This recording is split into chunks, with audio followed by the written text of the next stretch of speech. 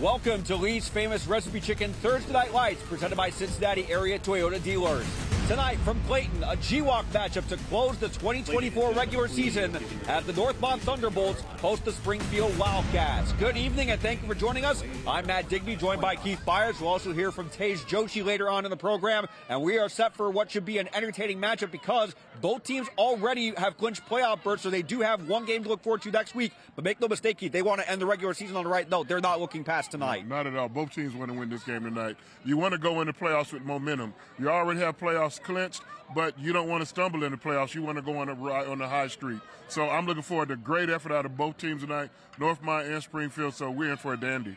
We are in for a dandy indeed, and Springfield also, in their particular case, they still are in the running for a share of the GWalk title if they win tonight and get help tomorrow as well. Time now to send it to our weather forecast. Here's Chief Meteorologist Natalie Walters. Well, beautiful evening for some football for our final Thursday night lights of the season, as we'll be at Northmont. They take on Springfield. Going to be a cool one. Temperatures will be falling, 60s around 6 p.m., but once the sun sets, definitely going to feel a little chillier. Lower 50s around 8 p.m., upper 40s by 10 p.m. with those clear skies. Calmer winds, though, but needing a light sweater or a jacket, maybe even bringing a blanket, because it does get a little bit cooler once the sun goes down. Thank you, Natalie. Coming up next, the coin toss and the opening kickoff. It's the Wildcats and Thunderbolts on Week 10 of Thursday Night Lights.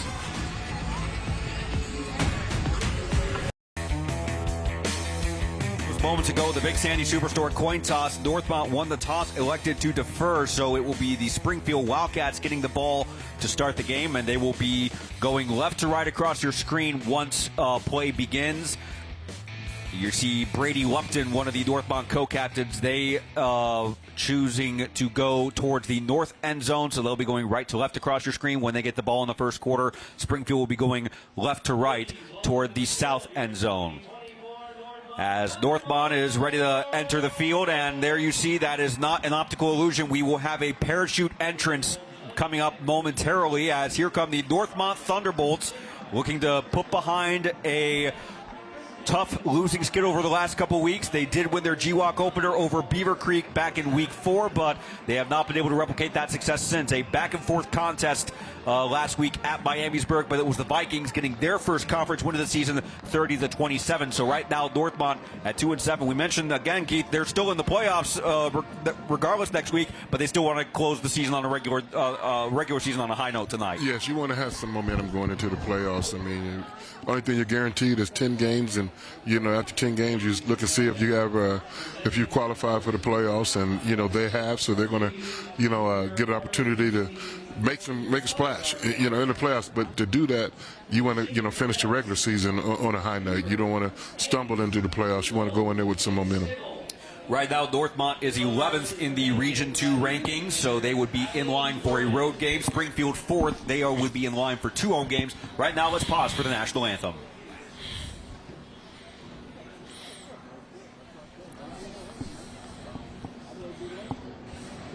Please stand and remove your hats and join us in the singing of the national anthem under the direction of Senior Drum Major Lola Gosser.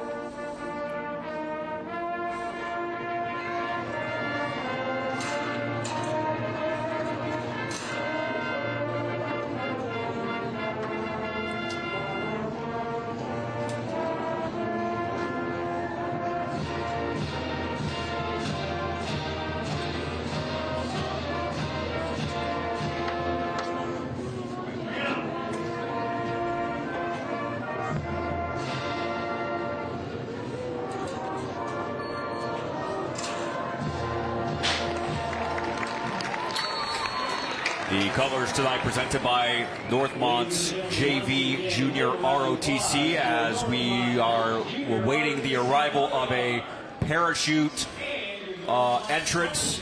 Does he have the gang ball? I would be surprised if he doesn't. But that is, you are looking at the southern end of Premier Health Stadium here in Clayton. You're looking as it's now swirling back. I got a little nervous when he went behind the trees. I didn't see him. He was just out of my view. He's been able to keep a consistent height the last couple of minutes. I think they're waiting until the field is clear for him to come in and make his grand entrance, which it's always one of those, it's always a timing exercise for sure. Have you ever done that? I've never done a parachuting, yeah. Yeah, neither have I. I've never buddy jumped. Yeah. I have a kid, a friend of mine, grew up with, and that's what he did. He was a Skyborn paratrooper. Yep. Yeah. It's like we was drinking out the same water hose. You got a little something different than yours than I had in mine. With the utmost respect for those guys. So Brandon Kidwell is our referee, a man I've gotten to know over a couple of years. He often helps out at Dayton Dragons games in the summer. He also has extensive experience with high school football refereeing. As we get set, both teams have taken the field. Again, Northmont won the toss, and time now we'll take a look at keys to the game presented by Jeff Schmidt Auto Group, and very straightforward for both teams. Yeah, I'm looking for, Springfield, they can't turn the ball over. You want to, get some momentum and maintain it early and, focus on tonight's game. Don't worry about trying to improve your lot in the playoffs. You're in the playoffs. Play your best tonight. And Northmont, they got to keep the home team involved early, so they got to get that early momentum, keep the home team, the home crowd, fired up. See a lot of kids in costumes tonight. Halloween is right around the corner. And you want to end the regular season on a very high note.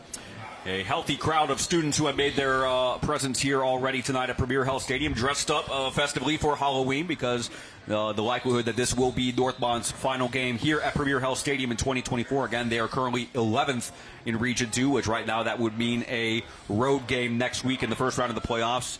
And a senior night also. And it is also their senior night as well. Final home game of the regular season.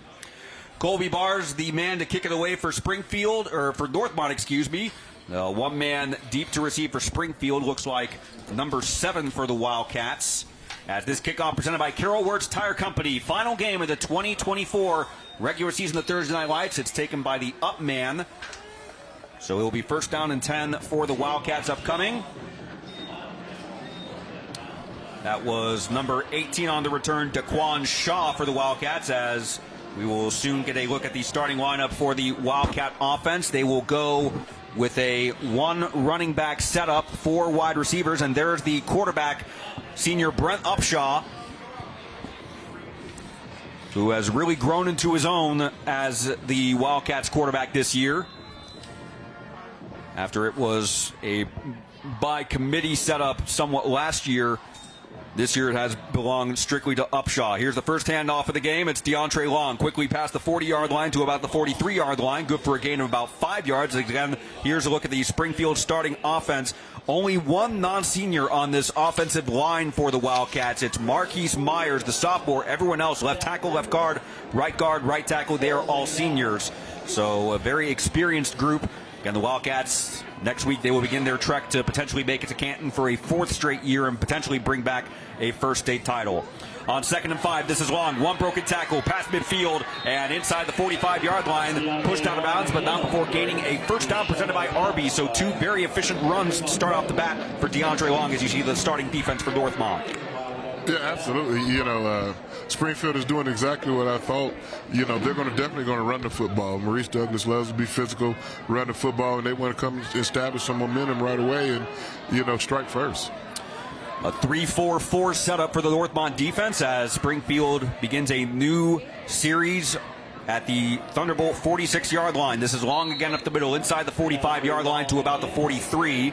So it's going to be 2nd and long. That up front, that offensive line up front, I was on the field before the game and getting a good look at them. They got some size and, they're just running down here. They're very physical, similar, like your head coach.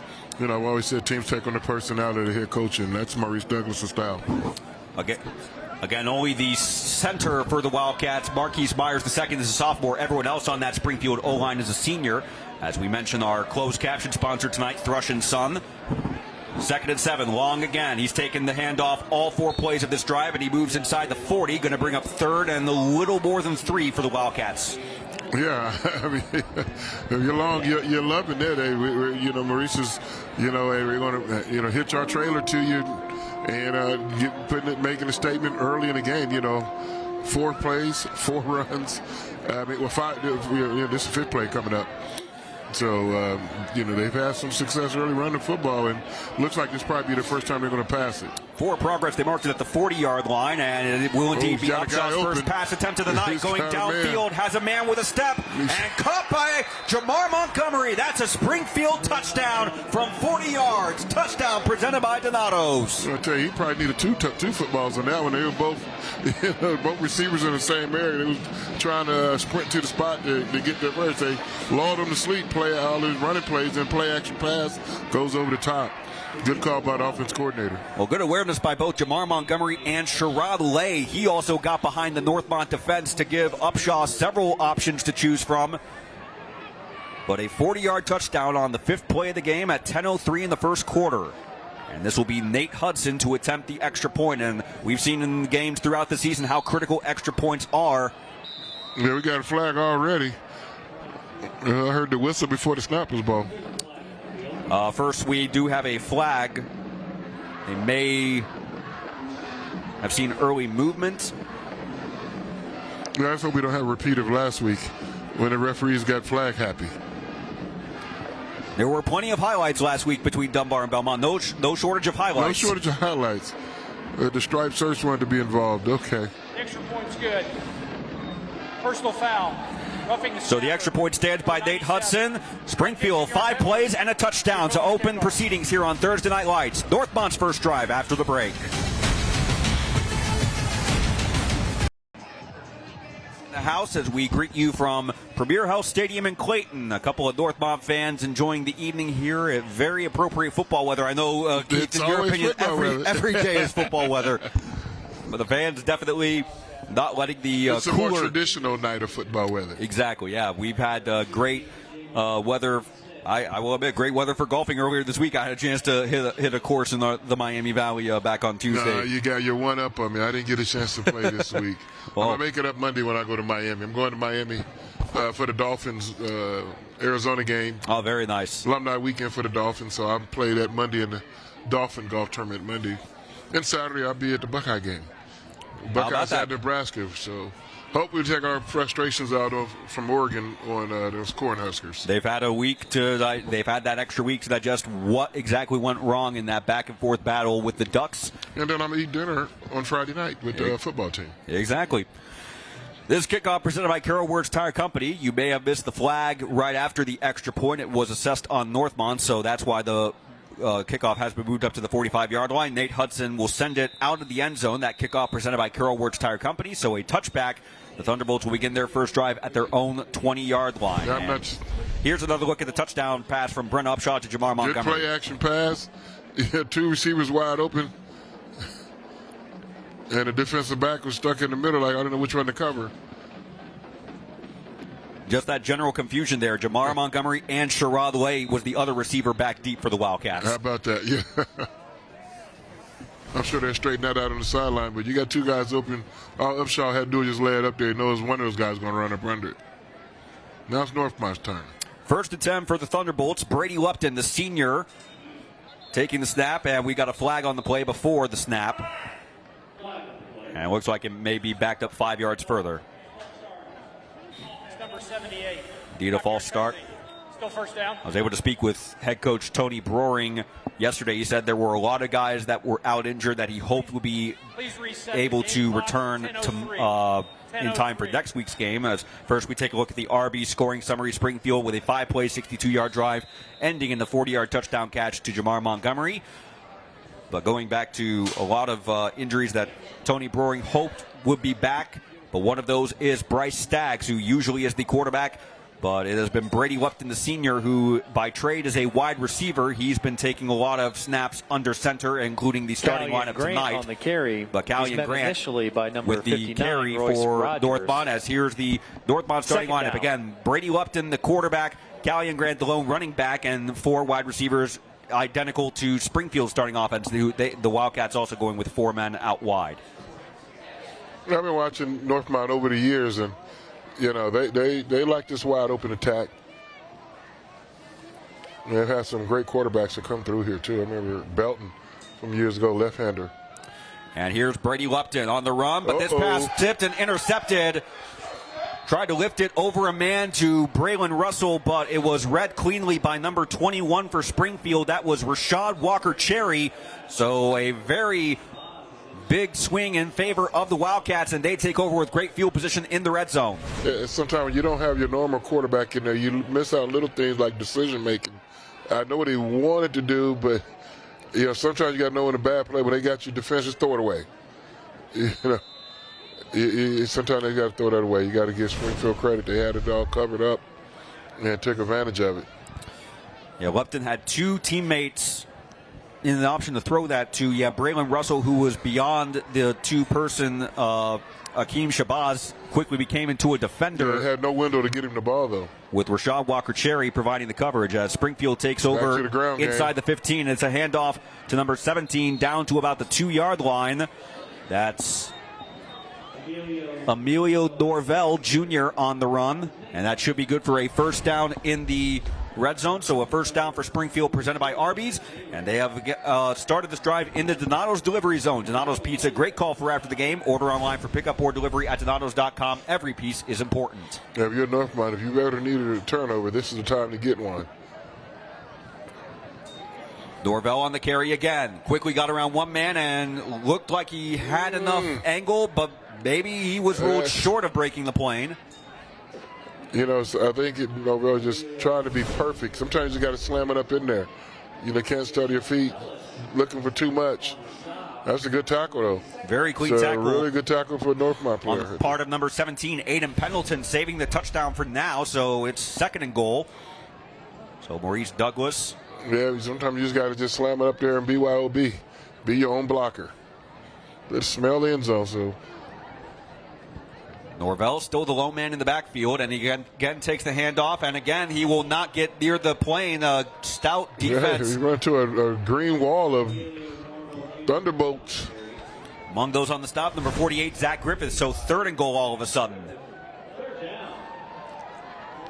Yeah, just that little stutter step right before you got to the line. There's a difference between scoring and not scoring. You got to get behind shoulder pads and just bring it on, and you got to give Northmont credit too. Those guys are playing with leverage and getting penetration. So 3rd and goal. Springfield still has 2 plays, but again, a huge opportunity for the Northmont defense after they've tightened up these last 2 plays. Again, it's Norvell around the right side, and this time, it's actually DeAndre Long. He's back in the game. His first return on this play, and DeAndre Long from 2 yards for a touchdown presented by Donato's. Yeah, a little bit better running out of the running back that time. The line, if they get you to the line of scrimmage, you got to take it the rest of the way. You got to smell that end zone, and Long certainly did that time. So after Long had a very productive opening on the first drive, it is he who records the points on the second drive for his first touchdown of the night. He had one last week against Fairmont. And now on comes Nate Hudson to attempt the extra point to make it a 14-0 game. We should mention, though, it was around this time that Belmont took a 16-0 lead. And if Dunbar taught us anything, it's a long way to go between now and the end of the game. A long way to go. Extra point is good, so it is 14-0 with 7.5 to go, but Northmont still with a chance to respond, and the Thunderbolts will get the ball back after this break. Timeout from Clayton.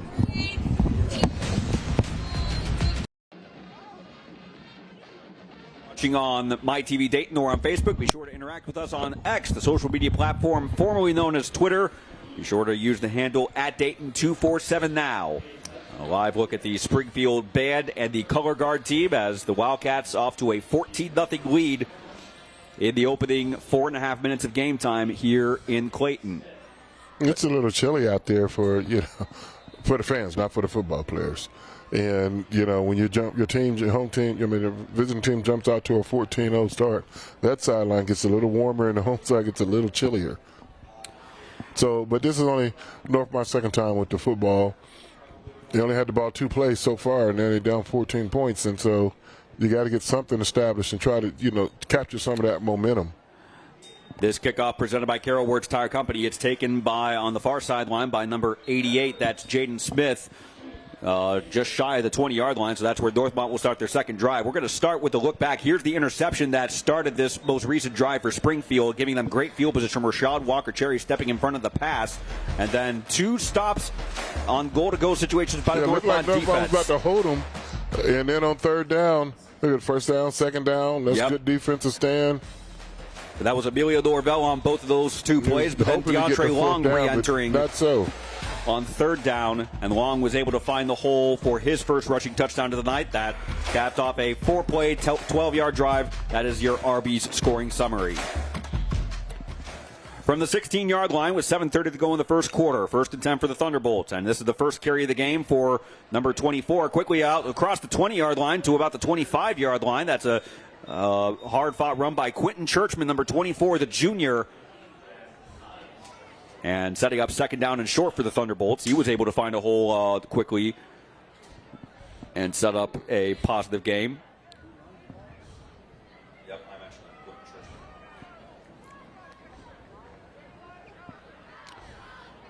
that. Official gain of 9 on the play to the 25-yard line. 2nd down and 1 as Churchman stays in. Takes the handoff again. Has enough for the first down. Not much more than that, but it will move the chains for a Northmont first down presented by Arby's. So Springfield had 2 quick runs early by DeAndre Long. Now Northmont with 2 quick runs by Quentin Churchman. Yeah, they're finally able to get into their game plan. Here's the starting lineup for Springfield's defense. They go with a 3-4-4 setup. And already you see Rashad Walker-Cherry. He already had the interception. Jamar Montgomery, one of the players who plays both ways for Bo Douglas' squad. He has the first touchdown catch of the night, a 40-yard reception from Brent Upshaw. But now Northmont after their first down of the ball game. Churchman again. Oh, good run. Good past the 30 to about the 33-yard line. Another effective opening to the game for the junior. Yeah, made two people miss there in the backfield. And, you know, I always try to, sometimes before you get the big momentum, you got to get some mini momentums. And mini momentums, they already got a first down this drive. You know, the first and 10, that was a nice run to get 4.5, 5 yards, you know, out of that one. He seemed like he's going to be held to 1 or 2 yards. So it was a 2-score game. So you Northmont, all you want to do is try to make it a 1-score game as quickly as possible. Well, it looks like Churchman may have headed to the sideline, just swapping back the starting running back position with Callie and Grant as Lupton sends 3 receivers to his right side. Grant, his first carry of the night, quickly found a hole past the 35, nearly broke free to the 30. An important tackle on the part of Jameer Daniels, number 1. If not, for that tackle, Grant could have been gone for a touchdown. I mean, earlier we talked about the big offensive line that Springfield has, but you look at that Northmont line, they have something to say, too. That's moving bodies out of the way.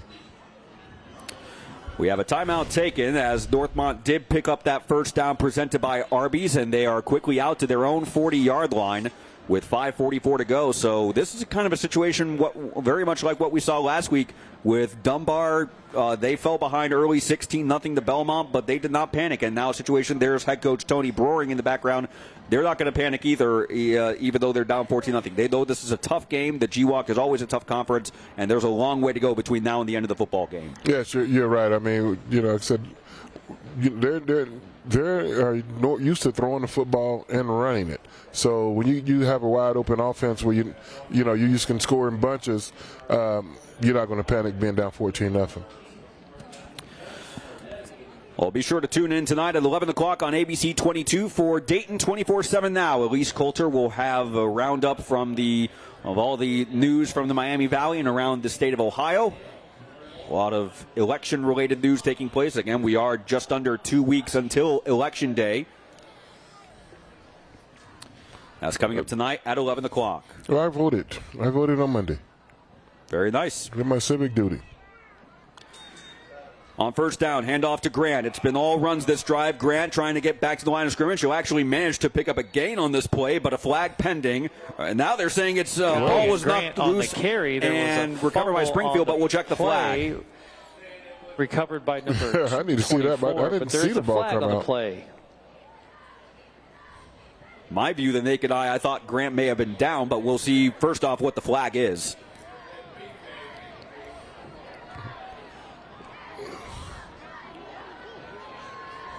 Here's Brandon Kidwell with the call. Offense number 78. That penalty's decline. Result of the play is a fumble recovered by Springfield. 1st and 10 Springfield. So 2 drives ending in 2 turnovers for the Thunderbolts. Here's another angle of the play, and there the ball is clearly out and the knee is not down. So that's my mistake. He's on top of a player. That's what made it look like he was down. And Jamar Montgomery had perfect opportunity to pick up the loose ball. That is clearly a fumble. Montgomery was the man who Grant was on top of. That's why Grant was not ruled down. He was like, hey, look what I found, a football. Good call, referee. So remember, I did compliment you. So first down is Upshaw on the fake. Going deep. Going deep. Has a Good man. recovery. And clean defense on the part of number 12, Trayvon Rowe, to force the incompletion. So 2nd down and 10 for the Wildcats. As Upshaw fooled everyone, including ourselves. Fooled me too. He went for the deep pass. It worked on the first drive, and credit on the part, again, of Rowe to break up, well, otherwise would have been a touchdown throw to Braylon Keys. That was an excellent recovery. He was beat, but he said, I'm beat, I'm not dead. He recovered and got back into the play. That's way not to give up on a touchdown. So 2nd down and 10 from the 40-yard line. High snap corralled in by Upshaw as Long trying to get to the outside. He's going to be behind the line of scrimmage. Tackle. That's on Aiden Pendleton recording a tackle for loss, and now Springfield facing a 3rd and long. Yeah, ready to shoot your gap. Go there and make them play. First time Long or really any of the backs for either school have been held behind the line of scrimmage. It's been all positive runs until now. They will mark it as maybe a loss of a half yard. Still 3rd and very long. Injury on the field. As with 5:08 to go in the first quarter, a pivotal play coming up. How key is it for Northmont to get this stop here? As we want to also mention, coming up weeknights on Fox. In fact, right now on Fox 45, we have back-to-back episodes of The Big Bang Theory, the exploits of Sheldon Cooper and friends. That's back-to-back episodes of The Big Bang Theory, weeknights 7 and 7:30 over on Fox 45. So key play now for the Northmont defense. They did well on the 1st and goal, 2nd and goal of the 3rd of the most recent drive. Now a huge 3rd down play with Springfield needing 10 yards. Upshaw from the shotgun, throwing over the middle, just beyond the reach of Zaire Fletcher, the tight end, who got a hand to it, but it was a little high beyond his reach. So a bullet dodged, you should say, for the Northmont defense. Yes, that was that was one they needed. You know, you turn the ball over in plus territory, and your defense comes out and gets a stop. It was very easy, looking like 21-0, but good defensive stand right there. Springfield is in punt formation. Nate Hudson back at his own 46-yard line. This is the area of fake punt, so you got to make sure he punts it. 2 men back deep for the Thunderbolts are Aiden Pendleton and Brady Lupton. Pendleton was signaling for a fair catch, having to scramble just to prevent the turnover, and he ends up fielding it around his own 6-yard line. So that's one of my pet peeves. You don't field the ball inside the 10. More often than not, it's going to roll into the end zone. If it's not, you take your chances. So Northmont does force a punt on their 3rd time on the field. As here's Pendleton. Ball actually did indeed come out of his hands quick. Yeah. It fell kindly for him on the bounce. Good awareness by Pendleton to not lose concentration. But, again, not the most advantageous setup for Northmont, setting up from inside their own 10-yard line. They did get a couple first downs on their most recent drive, though, before the fumble. So we'll see how drive number 3 plays out. Quentin Churchman back in as the lone running back on the left hip of Brady Lupton. And this is Churchman up the right side. Met right at the 5-yard line, going to do all he can to prevent a loss on the play. They may mark it the short side of 11. When you get the ball backed up inside the 20, first thing you do is your first goal is get a first down. You know, get first down. You know, yes, you want an 85, 90-yard run, but first thing is get a first down. You don't want to go 3 and out here with your back up against the goal line.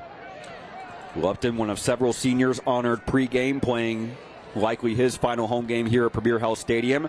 He's going to look to pass. A throw over the left side is complete to Daniel Ivory. May have enough for the first down. We'll see the spot. Good dive and catch.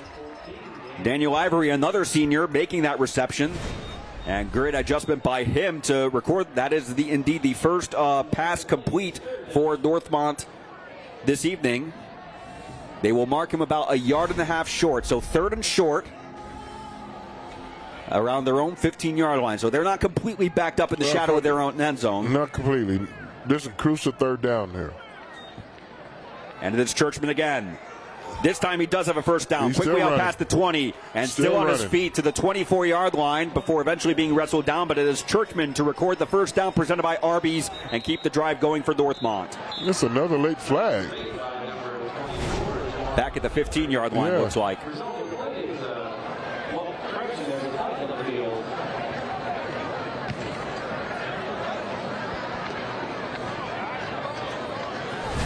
I don't know what's going on there.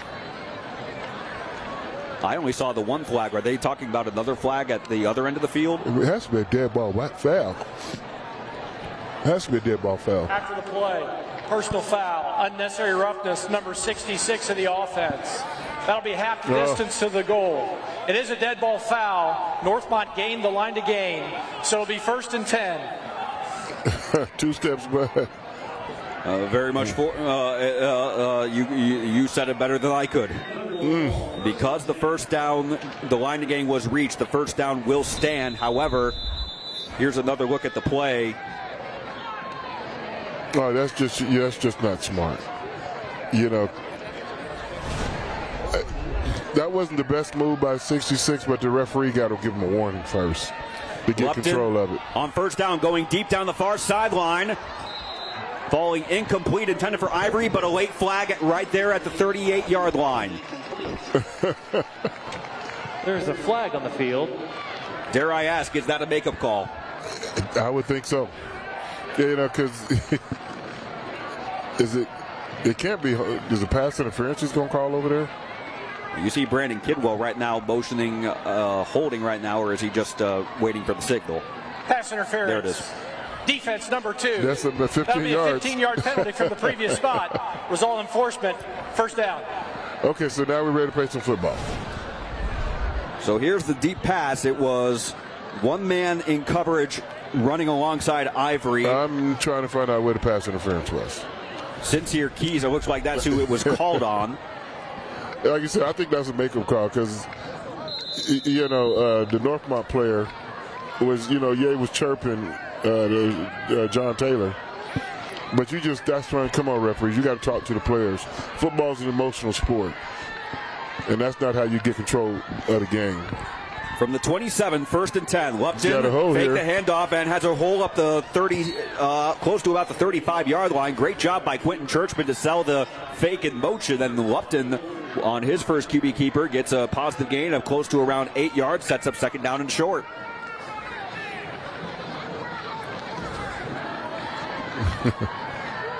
I think it's a situation of both teams. They were a little bit nervous, the stage of wanting to end the regular season on the high. Now they can relax and play football. Yeah, let's just get into a groove. Treat it like a Week 6 or Week 7 game. Yeah, I can hear some of the fans make a little noise and hollering at the referees, not the players. Lupton running that play again. This time a run up the middle. Should have enough for a first down. Still on his feet past the 40, past the 45, and being pushed forward by several Springfield defenders. I don't think the Springfield defender wanted to hit him that way. Regardless, it's a first down presented by Arby's. First down. What a job by Lupton the Brady last two Lupton, plays. He made you miss in a phone booth. Tough guy, tough kid. And you see he's rightfully fired up. Ball now at the 46-yard line as Northmont. You get these conference games, common opponents, they play each other every year. So no surprises, they do know each other well. Both teams very familiar with each other. They're not going to be intimidated one way or the other. Lupton, this pass complete and hit right as he receives it was Braylon Russell. That was clean coverage on the part of number 2, Bop Wafer.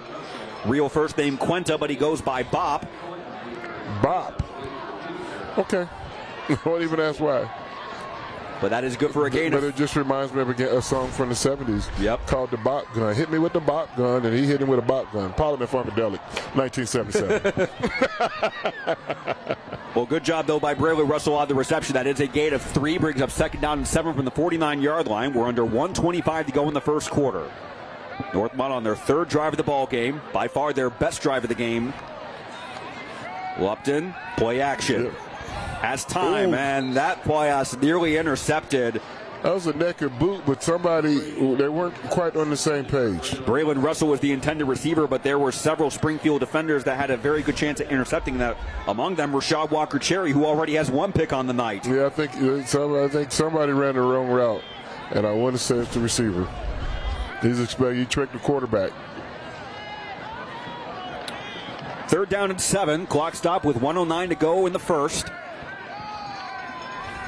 And Springfield jumping out to a 14-0 lead, but we've seen multiple games where 2 touchdown leads in the first quarter, they don't automatically guarantee victory.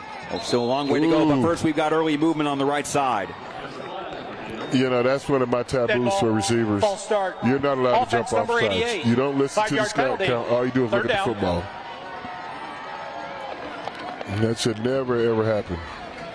So as Northmont trying to get on the plus side of the field for the first time this evening, instead, right now they've put themselves in a little bit of a hole. 7 just got a little longer. From their own 44-yard line, need to get the ball to the Springfield 44. So 12 yards, 36 feet. Empty backfield. Trips to the left, slot to the right. Lupton forced to scramble right off receiving the snap. Puts up a deep ball downfield intended for Avery. And through the hands of both Avery and the defender, no flag on the play. I think that was a good no call. Yeah, I think that was a good no call. Both players were fighting for the football. Jamar Montgomery is the man on coverage. Yeah, sometimes referees anticipate a penalty, but it's not there. There's no hold, there's no pushing. Just 2 players going up for the ball, and neither one of them came down with it. And it didn't look to me like Daniel Ivory, when he got up to his feet, like he was advocating. He knew it was a situation of, hey, sometimes you catch it, sometimes you don't. At least Notre Dame. At least Northmont got out of the shadows of the end zone, and they got room to punt this ball. Logan Spears in the punt for Northmont. This is their first punt of the game, but a early hit. There's going to be a flag for halo violation. Almost timed it up just right, but There's a flag on the field. So Springfield, I would like to see that, because I'm not sure that I know that's the flag, but I'm not 100% sure there was halo. I think he did. It looked, naked eye, it looked like he almost timed it up perfectly, because it was. I don't see the fair catch sign, and it's a bang bang play. We'll have to take a look at the replay here, but first we await the call from Brandon Kidwell.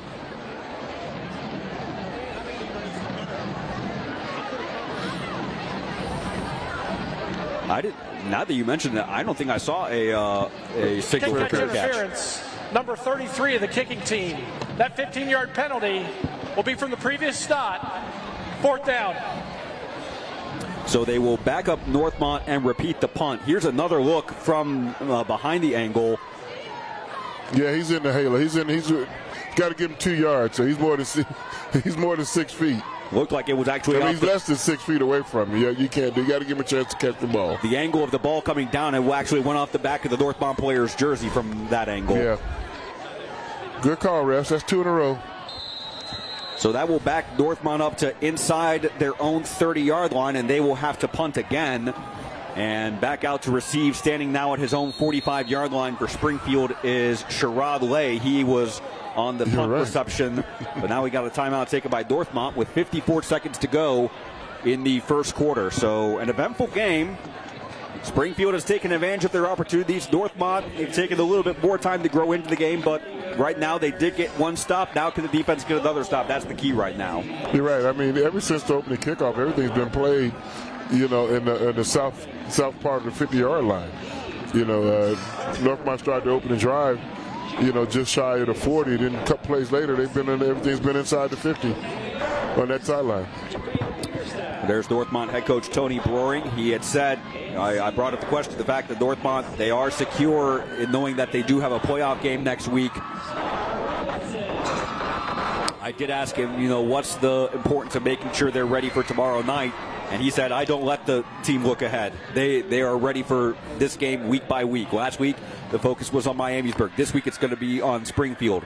Only in a couple hours after the game can we worry about who we're going on the road to, because it will likely be a road game for the first round of the playoffs. Yes, and I like that philosophy. Win, W-I-N, what's important now, and that's a Springfield game. Not the playoffs, not if you're going to play at home or away. You got a game here on a Thursday night lights, and you got an extra day to prepare for next Friday. Punt will roll out of bounds around the Springfield 42-yard line, so that's where the Wildcats take over. They are now starting their fourth drive. First two ended in a touchdown, but the third one ended in a punt, as the Northmont defense has kind of it was a little bit of a slow wake-up, but they've slowly come into their own eventually at this point. They were able to limit the small plays at first, but then Springfield was able to get big plays, but Northmont has done a better job as the game has gone on, the quarter has gone on. But this pass complete, nearly bobbled by Jamal Montgomery, caught for a completion, but it's still going to be short of the line to gain. Yes, that ball is a long throw. It took a while to get there. Gave the Northmont defenders a chance to close in their playing zone and, close the tackle. That's one of those, I've been on that receiving end of that ball. You like, here, get here, because I can feel the defense coming to get a hit on me. Ball placed at the 48-yard line. Right now, there is a significant difference that Springfield does not have to run another play if they choose not to, and it appears both teams are going to head to their sideline for the end of the fourth quarter. And it has been an eventful fourth quarter. Both teams with plenty to look on positively, both teams with plenty to improve on for the second quarter and the rest of the game. We'll take a timeout. 14-0 Wildcats after one quarter on Week 10 of Thursday Night Lights. Start of the second quarter on Lee's Thursday Night Lights, presented by Cincinnati Area Toyota Dealers. Springfield with the ball in a 14-0 lead after a very eventful back and forth when all was said and done. Even though the Wildcats have built up their 14-0 lead, the Northmont defense has kind of grown more into their own, and now they are facing the opportunity to try to stop the Wildcat offense. 2nd and 4 from their own 48. This is Upshaw on the handoff back to Emilio Dorvel, who is quickly met after a gain of maybe 1. Will bring up 3rd down and 3. It was Dorvel who got the carry on 2 plays inside the 5-yard line and was stopped shy of the end zone both times on an earlier drive for the Wildcats, and then they brought DeAndre Long, who is now returning to the game right now. Long took the carry on 3rd and goal and found space up the middle for a 1-yard touchdown run to make this a current score of 14-0. And this is Long getting the carry on 3rd down. Quickly ahead past the 45-yard line, and that is enough for a Springfield first down presented by Bathmasters. It moves the Wildcats inside the Northmont 45-yard line to the 43. I tell you, when Long runs that ball, he gets his shoulder square to the line of scrimmage, and that's good, hard north-south running. He's something, a load to get on the ground.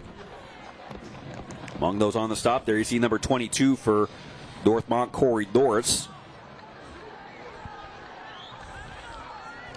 So Springfield on the move again. Upshaw looking to pass, throwing to his right side. That's complete to Sherrod Lay. Got around one man inside the 30, inside the 25, and being dragged out of bounds inside the 22, but not before a great move by Sherrod Lay to convert another first down presented by Bathmasters.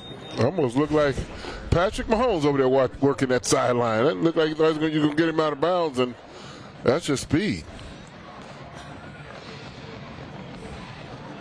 Great awareness by Lay to recognize where he was and not step out of bounds, force the Northmont defense to adjust to him as they will set up just outside. You got to run through the offender. You can't break down. You got to run through him. Long on the run up on the right side, inside the 15-yard line, and that does move Springfield into the Donato's delivery zone. Donato's Pizza, a great call for after the game. Order online for pickup or delivery at donatos.com. Every piece is important.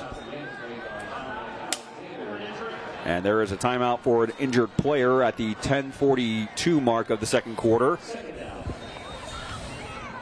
Getting a run up the far sideline, and it is a Northmont player who's needing attention right now, but you go back to the start of this game for Springfield, both teams just about wanting to get the bad taste of last week out of their mouth. Springfield had a hard-fought game with Fairmont. The Firebirds win 17-13. Northmont had a back-and-forth game at Miamisburg. The Vikings win 30-27. So make no mistake, they were fired up about tonight and a chance to close Week 10 on a high note. Yeah, I hate to lose, and it seems to be the longest week until you get back next week, and then you play on Thursday Night Lights. That's one less day, so you can get that bitter taste out of your mouth. O'Callion Grant was the player needing medical attention. He is up and walking a little slowly, a little bit with a limp, but currently under his own power to the sideline. As that last play resulted in the gain of 7 for Long on the carry. It will bring up 2nd down and 3 again, just inside the 15-yard line. Here's another opportunity for the Northmont defense. They had, again, grown very well as the game has gone on. It was just a matter of Springfield catching them off guard in the opening moments of the game. And here's the first run of the game for Zaire Fletcher. Inside the 10-yard line, and that's good for a Springfield first down presented by Bathmasters. Zaire Fletcher, the tight end, committed to, or excuse me, actually that's number 5, rather. My apologies. That's Jakari Vaughn on the carry. I'll tell you, boy, Maurice Douglas just saying he keeps running backs. You know, they all run hard, they run differently, but all effectively, just picking up chunks of yardage. But again, not just the running backs, that offensive line is doing a heck of a job. Vaughn stays in the game, gets the handoff up the middle and down to around the 2-yard line before he's going to be stopped and falling forward for a positive 5-yard gain. So that's now 3 running backs we've seen from the Wildcats in this first half. It was DeAndre Long and Emilio Dorvel, and now Jakari Vaughn the last 2 plays. And they've all been pretty effective.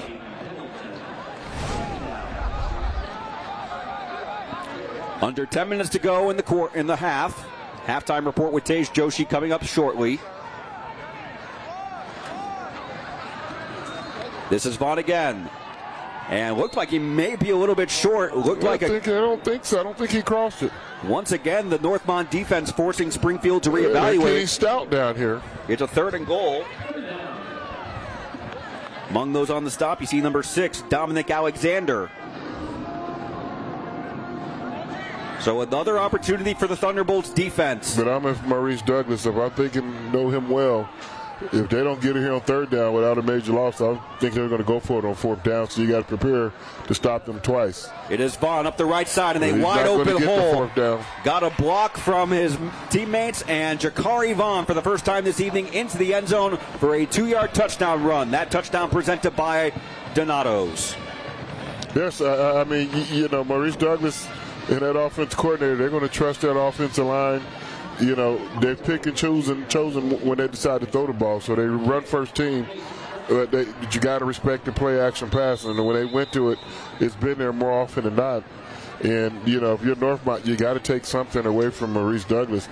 This Springfield Wildcat team, you got to take away the run or the pass. Right now, Springfield has the best of both worlds. Nate Hudson on to attempt the extra point. He is 2 for 2 so far this evening. High snap again. And it is 3 for 3. Got it off in time cleanly and no flag after the play. So Jakari Vaughn breaking free for his first touchdown of the night. The Wildcats increased the lead to 21-0 on Thursday Night Lights. A live look at a couple of broadcasters. The King's Furniture and Mattress best seat in the house. Glad you could join us from, there we are, up to our left side. Maybe I better stand up. Exactly, yep. Okay, here I am. Glad you could join us for Week 10 of Lee's Thursday Night Lights. Matt Digby, joined by the College Football Hall of Famer Keith Byars, our excellent production assistant, stage manager Seth Cooper, also in the booth with us tonight, greeting you from a GWalk matchup, a very effective GWalk matchup so far for the Springfield Wildcats. They're out to a 21-0 lead. You Maurice Douglas, when we're talking about building momentum, going into the playoffs. He couldn't draw up a better first quarter and the start of the second quarter, better than 2 touchdowns in the first quarter and already a touchdown in the third quarter and not giving up anything defensively. So 21-0 lead. So for Northmont now, they've been slowly gaining an identity on offense as this kickoff presented by Carroll Ward's Tire Company. It's going to go back to about the 3-yard line. It's returnable. It is taken indeed returnable. Jaden Smith to about the 15-yard line. He's trying to muscle forward and turn that into a gain close to about the 17-yard line. So that's where Northmont will begin their fourth drive of the game. They've had opportunities, but another look at the RB scoring summary. A 1-yard touchdown run capping off a 9-play, 58-yard drive. Jakari Vaughn with his first touchdown run of the night to make it a 21-0 ball game. I can still hear the background music. I don't know if you guys got a chance to kill it.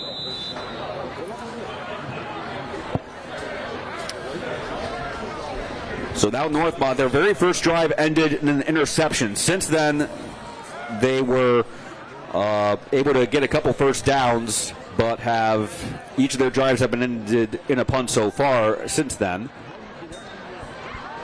On first down, a handoff to Quentin Churchman. Quickly past the 20-yard line to about the 24-yard line.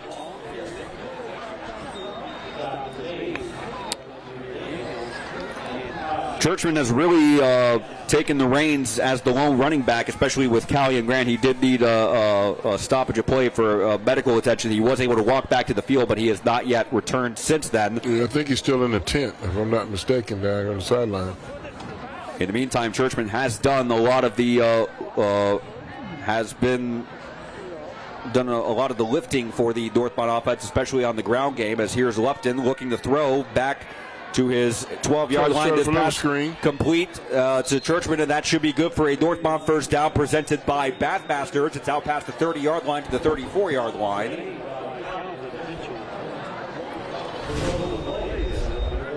Did I see a flag? Okay, no. Looked like one of the Northmont offensive linemen was a little slow to get up, but he has done so without needing medical attention, so we're able to continue. Clock now under 8:10 to go in the half. As Northmont looking for their first touchdown of the evening. Looking for their first play past midfield, for that matter, so far. They've gotten to their own 48. But here's Lupton rolling to his right. Wants to put up a deep pass downfield. That is complete. Should be enough for a first down. We'll see what the spot is. Yes, it will be a first down complete to Daniel Ivory, and that will move the chains again for a Thunderbolt first down presented by Bathmasters. Oh, that was an excellent play there. You needed 2 footballs. You had outside receiver running long also. One of the times you needed 2 footballs. Well, Brady Lupton, again, he was one of the starting receivers at the beginning of the year, but with the injury to Bryce Staggs, he has been thrust into a makeshift quarterback for a significant portion of the season, and he is the starting quarterback tonight. As here's Churchman. Quickly, one broken tackle to the 50, and that should put Northmont past the 50 for the first down, or not the first down, but past the midfield mark for the first time tonight. That's a good positive play on first down. Northmont still trying to slowly build momentum. Northmont has that feeling like they're just waiting for something really big to happen. And the only way that happens is you do the little things, and then a big play will happen for you. They don't really have too many explosive plays, just yet. Explosive plays, the yards of 20 yards or more. That's what you're really looking for.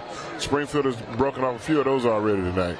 Second down and 5. Lupton trying to scramble to his right side. He's going to have enough room to dive forward. Turf Monster got him a little bit. And that may have kept him from converting the first down. But it will still be third down and short coming up. A very aware play by Lupton to convert that into a positive play. Lupton's quick. You can tell he played wide receiver. He's got some quick feet on him. He got a little too quick for him that time. But the big thing, you said falling forward. That's been a thing we've seen in all 10 of our Thursday Night Lights games in 2024. Third down and 1 from the 46. I think you're going to trust that offensive line to get him a yard. Churchman, the lone man in the backfield on the hip of Lupton. It is Churchman. Met at the line of scrimmage, but broke one tackle. Did he break a second long enough to get to the line to gain? I think the referees blew a call. When the defender jumps into the neutral zone, that's automatic foul. I saw the early movement. I did not see a flag. This isn't. No, they didn't call it. When the Springfield defender jumped into the neutral zone, like college, that's a penalty. Right there, he's in the neutral zone. The right side of your screen. All right, he's in the neutral zone and snapping the ball. That should have been a first down for Northmont. And it is one of those that high school in general, there are no reviews, let alone scoring plays or turnover plays. Looks like Northmont's just wanting to run the play clock down before calling a timeout and figuring out, do we go for it on this 4th down? And they will. They're trying to get a measurement. They will indeed call timeout and will take it with them. 4th down and 1 upcoming for the Thunderbolts as they try to respond to its 21-0 deficit on Thursday Night Lights. Also, those of you watching us on Facebook.com/Dayton247 now, if you want to interact with us, give us a shout out. Be sure to use the handle on Facebook at Dayton247 now. Matt Digby, Keith Byars, Joshi, and our crew greeting you from Premier Health Stadium, home of the Northmont Thunderbolts, who are going for it on 4th down and 1 from the Springfield 46-yard line after this timeout was taken with 5:10 to go in the half. I think that's a good gamble. It's 4th and 1, 5 minutes, 11 seconds going to half. You need something positive to happen. And this is their first time they've gotten past midfield on any of their drives so far. And it's a handoff. Quentin Churchman bursting forward, has it up for the first down presented by Bathmasters. And the Thunderbolts will reset at the 43-yard line. That's all. Now's not the time to get conservative and punt the ball away. With 4th and less than a yard, you got to trust your big guys up front. They have been doing a good job all night. Churchman in particular, he has really come into his own as the running back for the Thunderbolts and has worked off so far positively for them. Lupton.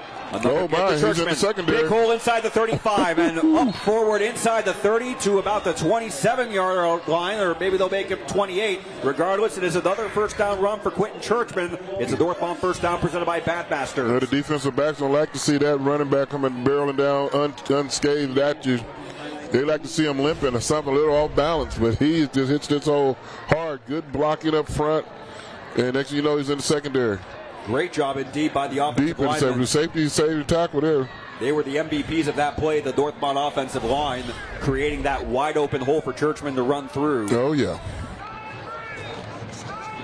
Churchman again. And still on his feet, spinning, breaking tackles inside the 20-yard line. And that will set up Northmont for the first time in the Donato's delivery zone. Donato's Pizza, a great call for after the game. Order online for pickup or delivery at Donatos.com. Every piece is important. They seem to be still on the page out of Springfield's playbook, saying if you guys run it, we can too. And when they run the ball effectively like this, it's just as soon as you go play action pass, it's going to be wide open. It's going to be wide open because they're getting movement. You know, the safety is going to start cheating up, and then next thing you know, they're going to be able to throw over the top. And it was not just a run into the red zone. It's also a first down presented by Bathmasters. This is Churchman again to about the 16-yard line, as we already have seen one player wearing a 24 jersey score a touchdown. Jamar Montgomery had the reception for Springfield in the first 2 minutes of the game. And that was Tyrell Thompson on a tackle. He's wearing a good number. He's wearing number 41. There it is. You know, 41, those guys always make plays. There you go. Way to go, Terry. You're wearing a good number. There he is. That was my number. From college all the way through pros, number 41. Tyrell Thompson. Way to go. Coming up on just over 3 minutes to go in the half. Second down and a short 9 from the 16-yard line. Oh, direct snap. Lupton rolling to his right. Got enough of a hole for a gain inside the 15, but it's still going to be third and fairly long for the Thunderbolts upcoming. Now, see the difference here, I don't know if I would go for it on 4th down unless it's 4th and less than 2 yards. You want to put some kind of points on the scoreboard. Even if it's 21-3, you got to trust your kicker.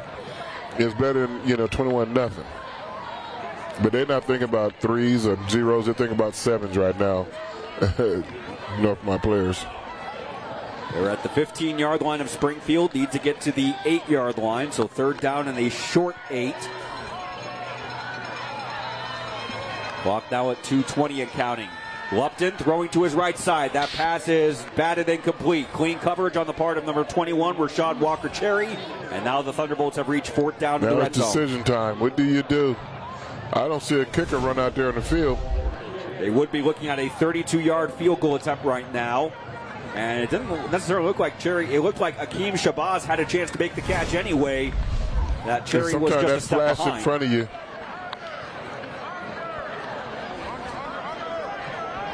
And they are indeed sending out receivers as if they'll go for it. On 4th down from the 15. He's been Lupton rolling to his left. That's where he has options. Got around one man. Fires, passes caught. That is a Northmont first down inside the 10. Big time play there. Big time reception by Daniel Ivory for a first down presented by Bathmasters. Good catch by Daniel Ivory, staying with the catch.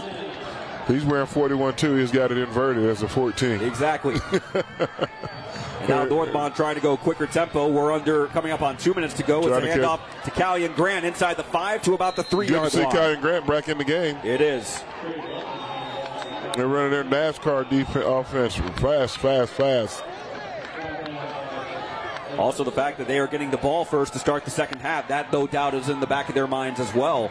A chance to cut it from a 21-point deficit to a 7-point deficit. Lupton on the keeper has a hole. Wow. Thrusting through for a touchdown. Brady Lupton. A little pocket dynamite right there. And he's playing a lot bigger than his size on that play. He's being physical. From 2 yards out, the senior bursting across the plane, and that's a touchdown presented by Donatos. I just love the good physical running there. And now they're going to go for 2. Or no, Colby Byars is on to attempt the extra point. You don't see too many 53 kickers, do you? With the number jersey 53. Lupton is the holder. Had a little trouble setting the snap, but he does so, and Barr's kick is good. So Brady Lupton on his senior night with a 2-yard run, orchestrating Northmont's first scoring drive of the night. And it's a 21-7 ball game with 1:36 to go in the second quarter. So a pivotal drive for Northmont at a pivotal moment of the game, and it ends in points. It includes 2 4th down conversions, one from 4th and short and one from 4th and 7. Down to the sideline, here's Tage Joshi. Thank you, Matt. And as we said at the top of tonight's broadcast, it is costume night here in Northmont. And take a look, the student section is going all out. They've got all kinds of great costumes. They are showing off in their student section tonight, bringing some life to their student section. It's a great time. I'm loving the banana construction worker. We got a Hooters waitress. Very fun stuff right here. Of course, my friends, I'll send it back up to you all in the broadcast booth. All right, thank you, Tage. I know, Keith, you were interacting with one of the Northmont cheerleaders. She said the cheerleading team had a surprise plan for the second half for their costume night. Yes, she was asking a lot of people in pregame, what uniform, what costume you got on? And we all got on our blue shirts. Exactly. I said, TV, radio, now the analyst. Yeah. What's the costume? I went, okay, I'm just checking. So I said, what costume you have on? Oh, cheerleader. I'm cheerleader the first half. Oh, okay. All right, cheerleader. Northmont cheerleader. Good. Yeah. I think she's the team captain. She was out there shouting instructions to the other cheerleaders doing pregame. Well, this kickoff is presented by Carroll Works Tire Company. Springfield has one man back deep. It is number 7, Braylon Keys, at his own 15-yard line, as this kick curling to the left is going to go out of bounds for a kickoff out of bounds. So great starting position for Springfield. Goes out of bounds. First and 10. Kickoff out of bounds. Number 53 of the kicking team. The ball will be placed at the 35-yard line. First down. So 35-yard line, that's where Springfield will take over with 1:36 to go in the second quarter. But here's another look at, this is the 4th down and 7 play. What a job by Lupton, first to extend the play, and then the awareness to get the ball to Daniel Ivory, and then this is the touchdown run. Lupton using his muscle to get into the end zone. And somebody's been in the weight room this offseason.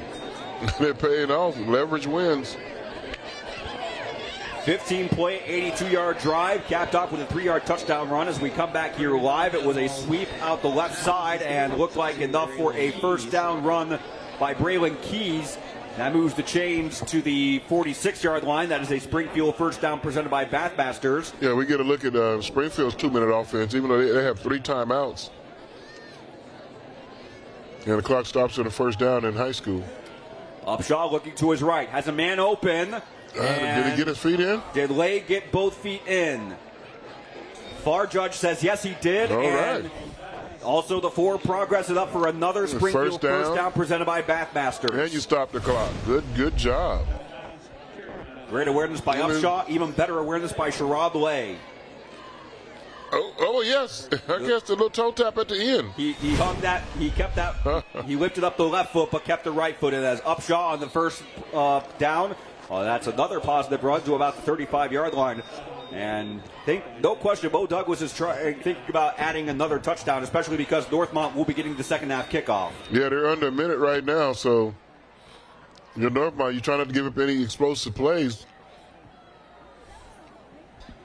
Now they're but the whole field is, Springfield has to work with. Springfield's offside. Someone moved. The wide receiver, I just said it. That's one of my pet peeves, wide receivers jumping off sides. They're not supposed to listen. 5-yard penalty. Second down. Not the first time they go by the ball movement. That's when receivers move. Well, coming up at halftime, it's the Wright and Schulte halftime report. Tage Joshi is going to be speaking with various members of both the Springfield and Northmont administrations. And also the latest edition of Off the Turf. Tage had a chance to check out the communities of both Clayton and Englewood. That's coming up on the Wright and Schulte halftime report here on the northern edge of Montgomery County.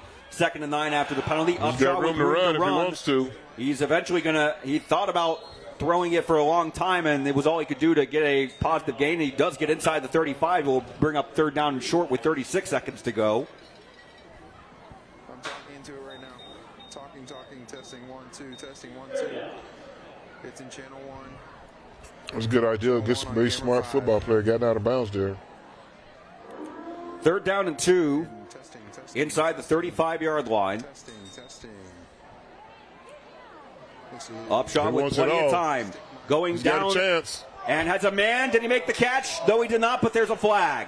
Zaire Fletcher was the intended receiver, but it looked like a Northmont defender may have made too much contact.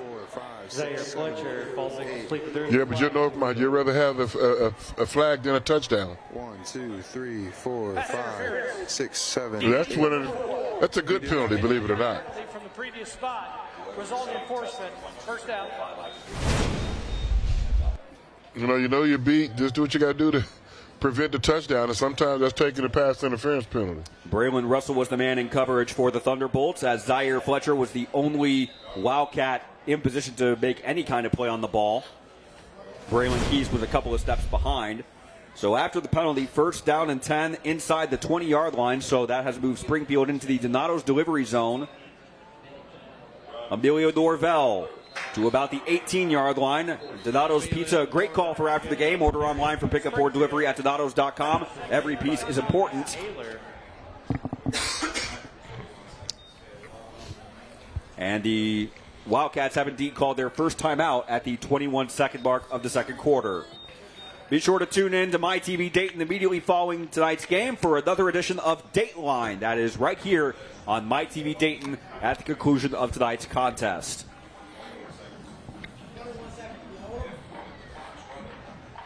Well, big decision here for Bo Douglas. It's a 14-point game now, but this is the last time Springfield will have the ball in this first half. Northmont, because they won the toss, they deferred. They're going to get the second half kickoff. If Northmont gets a stand, then they'll have a chance to go downfield, score a touchdown, cut it to a one-possession game. How important is it for Springfield to get points, even if they just settle for a field goal? It's important, but not the most important thing. You want to give yourself a chance at points. And if you get them, great, but you don't want to turn the ball over and throw any pick sixes or give Northmont any chance to get a cheap score before the half. 2nd down and 9 from about the 18-yard line, and we've got a flag before the snap. And it looked like a false start on Springfield was the motion. False start. Offense number 56. 5-yard penalty. 2nd down. See, those penalties drive a head coach crazy. Those are acceptable in the first 2 or 3 weeks of the season. Yeah. Not week 10, the last game of the season. You get ready for the playoffs. So that gives the coach some ammunition or coachable things to talk about next week as they prepare for their playoff game. Can't have it. Springfield trying to hold on to this lead and finish with a win as Upshaw again looking to the end zone on 2nd and 14. Montgomery got the catch, but did he get both feet in down? Ruling as he did not. Too close to the corner of the end zone. Otherwise, it would have been Montgomery's second touchdown catch of the night. More space. Did it look like also number 12, Trayvon Rowe, may have gotten a hand on it, but Montgomery made the catch anyway. Couldn't get the feet down. And landed right there in the white. Good camera work there. And right idea by Upshaw. Just if they're not right on the left hash, but significantly closer to the left hash than if they were in the middle of the field. Middle of the field, they would have had plenty of room to work with. Yes. Still got 2 timeouts, so you got the whole field to work with. 3rd down and 14. Not a goal-to-go situation, but Upshaw looking like he wants to throw to the end zone again. Now back to his 33 and buying more time. Don't let time run out. Make a decision. 6 seconds left. He's going to throw short and incomplete. So 4 seconds left. It will bring up 4th down and 14. Now you got to make a decision. You're going to kick the field goal, or you're going to go for a touchdown with 4 seconds. Right now from the 23-yard line, they'd be looking at a 40-yard field goal attempt. Or do you basically treat it like a 4th and goal, have Upshaw heave one to the end zone? It has already worked their first drive of the game, a 40-yard touchdown pass to Montgomery. I think I would trust my kicker. But I'm not at practice every day, so I don't know how much range he has. Well, a timeout taken by Northmont. It will be their last one of the half, so gives the Thunderbolt defense a chance to reset. And the other thing, if Springfield does end up going for it, does Northmont put 2 or 3 guys strictly on goal line, just prevent Springfield from a chance to complete a touchdown pass? Yeah, I would have the safety, make sure the safety, block punt on it. Block field goal. Now down to the sideline, here's Tage Joshi. Thank you, Matt. And as we said at the top of tonight's broadcast, it is senior night here at Northmont, and that means honoring and celebrating the seniors both on the football team and the cheerleaders. If you look across the stadium here tonight, we see posters and plaques celebrating the seniors here for both the cheerleading squad and the football team. In fact, even before the game kicked off tonight, there was a large ceremony celebrating those seniors as they got to walk across the field with their family and friends. And another interesting tradition we saw earlier this morning, of course, a lot of the underclassmen decorated the upperclassmen, the seniors' cars. It's one of the traditions here at Northmont. My friends, back to you guys up in the broadcast booth. On 4th down, Upshaw going to the end zone, and that pass is incomplete out the back of the end zone and cleanly defended by the Thunderbolts. So a major stand by the Northmont defense to keep it a 14-point game, and that will conclude the first half. Right now, they actually do have 0.5 of a second on the game clock. So Northmont may very well just come back onto the field just to take a snap to run off those 0.1 of a second that are still left in the game, or in the half, excuse me. So Lupton back out on the field. He's going to be getting the ball first to start the second half. And yeah, I would even get up underneath the center. I wouldn't even give a chance for a bad snap. The snap and fall.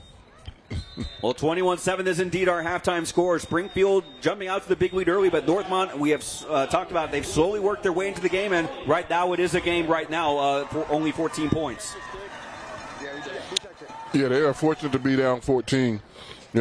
Springfield had a chance to go up by more, but that was a good way to finish the half for Northmont, to get some positive points on the board, to have some, and you got some momentum going. Like you said, you got the ball start the third quarter. Now you're only down 2 scores. Get the ball and get a chance to jump in there right away. Now down to Tage Joshi, who's with Springfield's Maurice Douglas. Coach, a positive half for you guys, a lot of points on the board. What was the key to coming out off the bat with a big, powerful first half punch?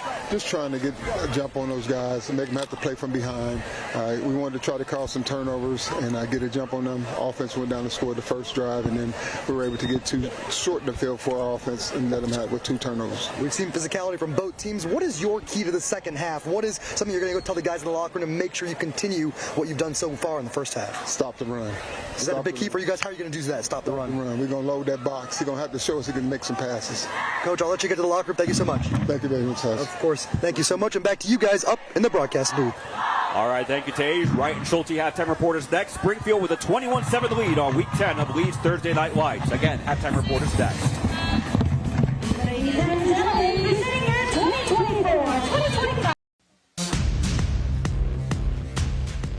The halftime report is sponsored by Wright and Schulte.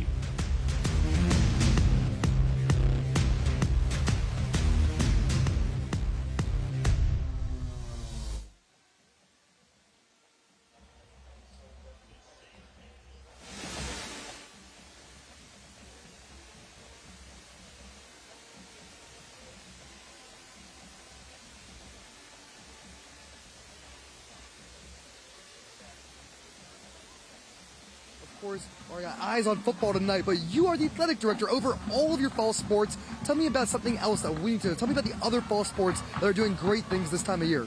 Right, we've got a lot of fall sports teams doing a lot of great things. Our girls soccer team is actually playing in the district championship tonight at Xenia High School against Loveland High School. We've got our girls cross country team qualified to regionals along with Dominic Lopez. And then in boys soccer and girls volleyball will be playing in the district championship this Saturday. So a lot of excitement around our athletic department. Tell me more about what it means to be a Thunderbolt. As a community, what does that really mean to you guys? Well, our colors are Kelly green and white, and when I moved here to Northmont, a lot of people talked about the Northmont way and bleeding green and white. And a lot of these people from Northmont, they're proud to be from Northmont. We're proud of the district that we live in, and we're a school district that strives to provide the best opportunity for our students that we can. All right, let's turn our eyes to the winter sports season, which will be here sooner than we think. For those of us at home who maybe aren't keeping up with you guys week in and week out, what do we need to have our eyes on for your next season of sports?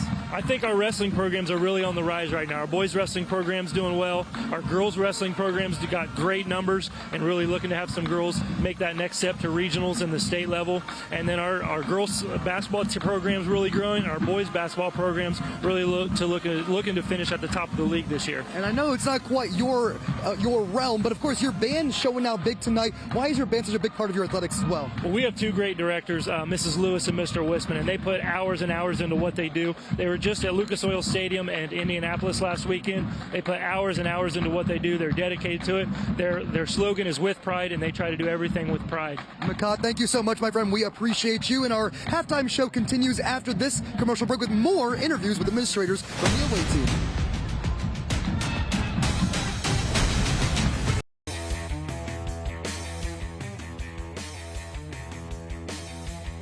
21-7 as the Wildcats lead the Bolts. We're continuing our halftime show series by chatting with administrators from both teams, now chatting with our friend Cherie from Springfield. It is a pleasure to be with you this evening. How are you doing tonight? Great, thank you. Of course, we are happy to be chatting with you, learning more about the Springfield community. Tell me, who are you guys as a high school? If you had to choose a primary mission or a driving mission, what would that be? Well, I think that our community is the best thing we have in our school. You can see they packed the stands out here tonight. We have the marching Wildcats behind us, and they're amazing. Here supporting, and how much fun is it to be out here on a Thursday night? Well, we appreciate you saying that. It is fun for us to be out here on a Thursday night as well. And of course, as you said, we're seeing lots of great, exciting stuff with all your students behind us here on the field. Let's talk about not just football tonight. We're seeing them all first half, but other fall sports or any other groups that we want to make sure we emphasize or highlight that are really doing great things right now. Yeah, we have our volleyball team is great. We have all of our fall sports have had a great season. Our student athletes are amazing, and our teachers and administrators are always so supportive to our teams. You saw Jackson Himes earlier tonight. He was our student spotlight, and Jackson gets it done on the field and in the classroom. So he is a tribute to our school as a student highlight and standout. Of course, as you mentioned, athletics and academics both very important. I'm glad you put the emphasis on that. Academics truly is important to you guys in Springfield, right? Absolutely, absolutely. So many of our student athletes go on to play at colleges in Ohio and across the nation. Very great stuff across the board, my friend. Thank you so much for giving us all the information about the Springfield community. We appreciate your time. Thank you. Go Cats. Of course, everybody. We're continuing our halftime show. That's going to be after this quick commercial break. Welcome back to our halftime show. The score is 21-7 at halftime. Springfield leads Northmont, and continuing our halftime show by chatting with the lead sponsor of our entire broadcast tonight. That would be Lee's Famous Recipe Chicken, our good friend Cameron from their team, hanging out with us tonight. My friend Cameron, how are you doing tonight? Doing great, Tage. How are you? I am feeling good. Happy to be chatting with you once again, and we want to say it's been an incredible season. This is week 10, our final week for Thursday Night Lights, and the entire series has been made possible by the support of your team by being our lead sponsor.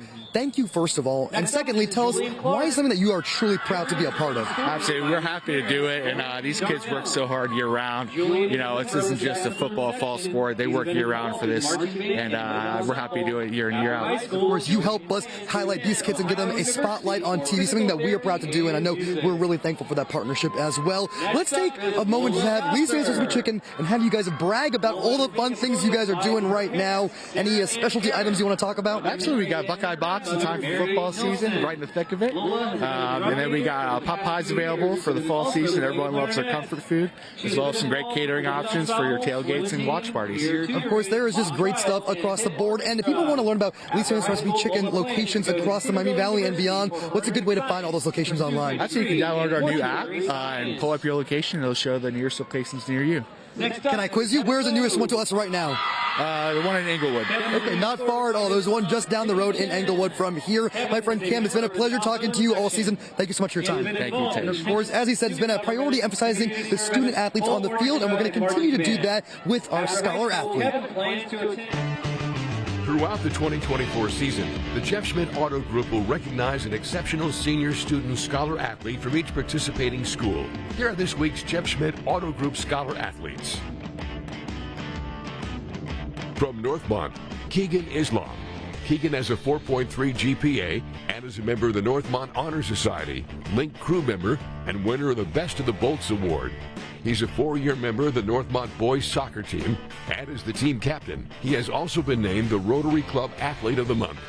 Outside of school, Keegan volunteers in his community, serving as a crew member of the Labor Day Cleanup and the Veterans Memorial Cleanup Project. He plans to attend college and major in mechanical engineering. Keegan's principal praises him as a positive representative of the Northmont Athletics program.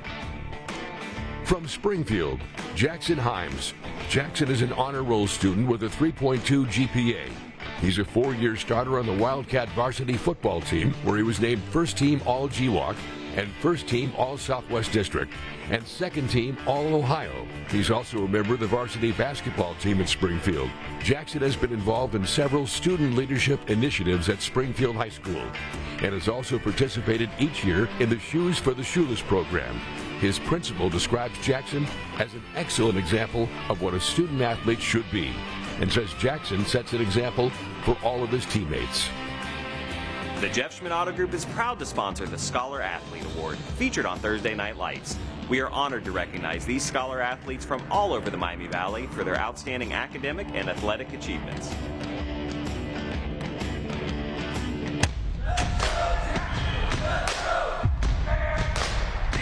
I'm attorney Michael Allwright. I'm proud to be a sponsor of Thursday Night Lights again this year. I'm happy to take part in such a great community event. It is an honor to support this sponsorship, bringing families, communities, and people together to celebrate the sportsmanship of all athletes. Let's all celebrate together, and remember, if you've been injured in an accident, make the right choice. Welcome back to Thursday Night Lights. Springfield leads Northmont 21-7 at halftime. Time now for a check on some of the best high school football plays from around the entire country. The best Thursday Night Lights and Friday Night Rivals highlights from across the country. Sophomore's going to be flushed, rolls, and somehow Ransom makes the one-handed catch. Oh, no, that's Browning, excuse me. Browning with the catch at the 15-yard line. They got decoy this time. They're going deep. John Henry Collins. And he caught Kanye Reed inside the 10-yard line. Dunbar with plenty of time. Wilson on the keeper. Trying to get to the right side, and out tries a dump pass, and that is caught for a Dunbar touchdown. Derek Hardy. Helfrich to be the hero. Clean snap. Wake Forest wins it. Helfrich knocks it home at the gun. And Wake Forest remains unbeaten. They move to 3-0, a 13-10 win over rival Heritage. Here from the 35. Overton, pressure from Helton, sidesteps it. Now just going to heave it up, look into the far corner, tipped up in the air, caught by J.J. Bush. Touchdown, Bobcats, and Theodore wins it at the buzzer.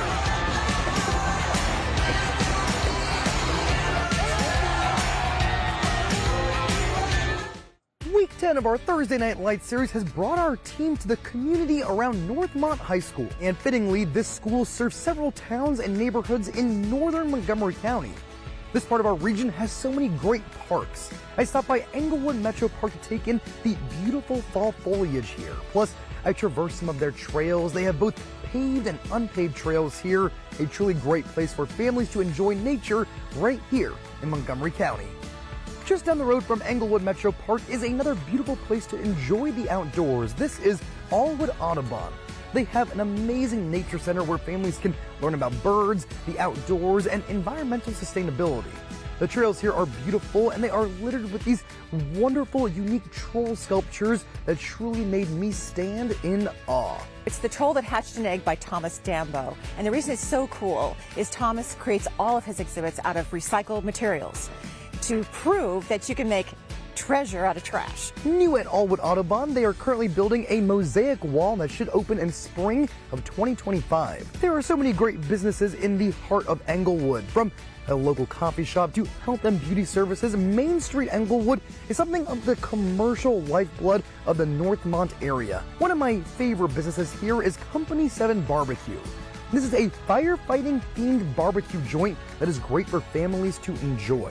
The team that founded this place is made up of former volunteer firefighters, and they have used their time and connections to gather unique firefighting gear and decor from around the country to decorate their business. First and foremost, we're kind of a first responder establishment because, we have the love of that.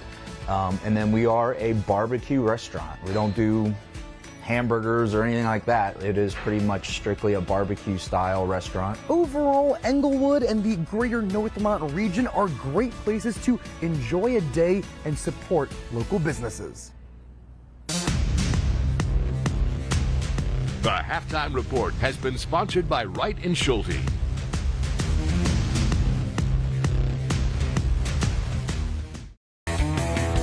Welcome back to Lee's Thursday Night Lights, presented by Cincinnati Area Toyota Dealers. Springfield with a 27 lead as we get ready to start the third quarter from Premier Health Stadium in Clayton. Matt Digby, Keith Byars, Joshi, and our crew greeting you on this final week of the regular season of high school football in the state of Ohio, and a very eventful turn of events, I should say, rather, in the second quarter. After Springfield got out to the 14-0 lead to open the game, they increased that lead as far as 21-0, but then Northmont getting back into the game with a touchdown run from Brady Lupton, capping off a long TD drive, and the Thunderbolts will be getting the ball to start the second half, so huge opportunity for Northmont to keep trimming that deficit after a strong end to the second quarter. Yeah, see if they can bottle that momentum they had at the end of the half. They scored, and then they got a defensive stop when Springfield was driving, and just seemed like they ran out of time.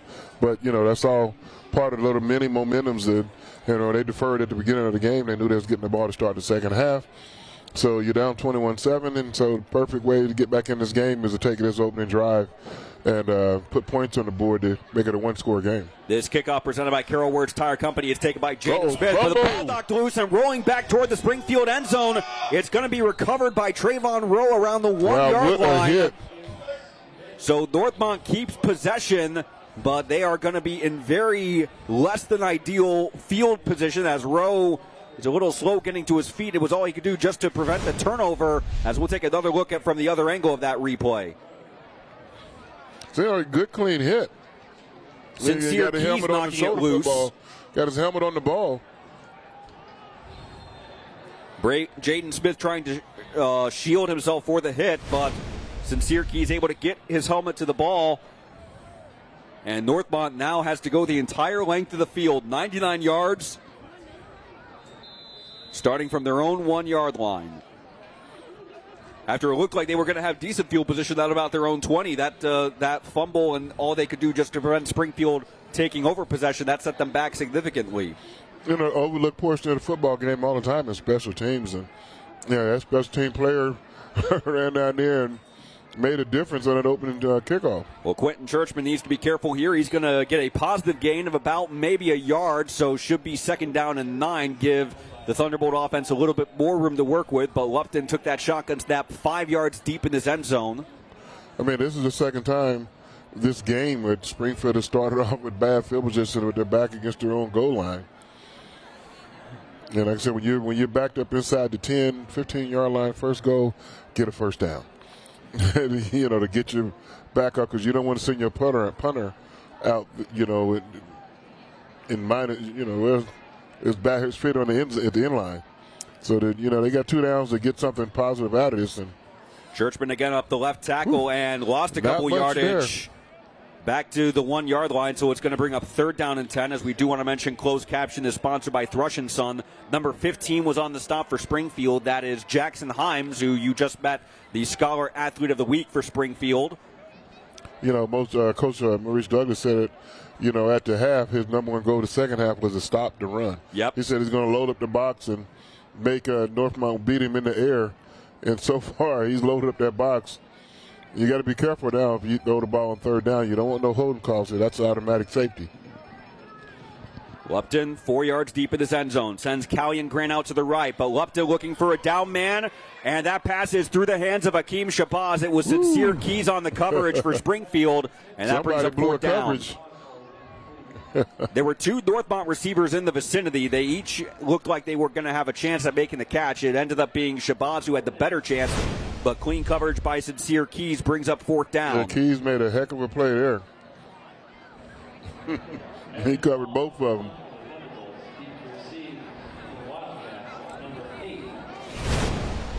Now, this is, you know, you're backed up here on this punt. You know, usually I can be 15 yards away. But now, the end zone's only 10 yards. So this is going to be a quick punt. Evan Walsh standing about 8 yards deep in his end zone. Needs to get a perfect snap. He gets it off cleanly and take him from the 32-yard line. This is a positive run for Sherrod Lay. He's going to put Springfield inside the 20. So the Wildcats will begin this drive inside the red zone. As we take another look at the scores of the first half, this was on the first drive of the game for Springfield. Upshaw with a deep pass to Jamar Montgomery for the opening TD of the game. Springfield takes a 7-0 lead.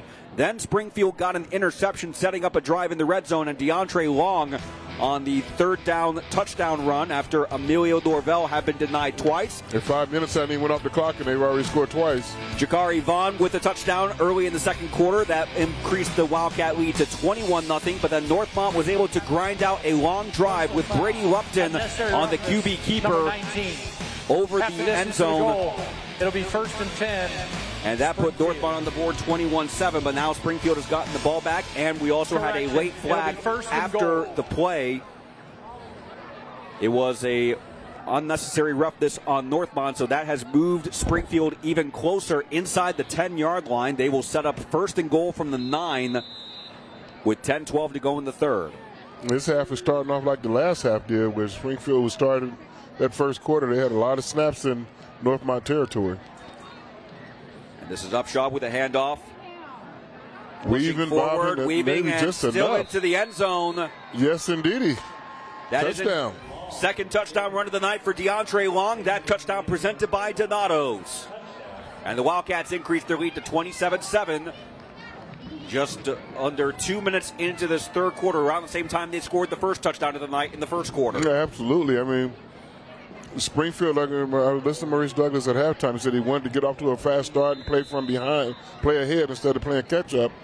They did that, and, you know, you always get a reset at halftime and say, hey, 0-0, let's go out here and play the second half. And this half is starting off the same way the first half started, all Springfield.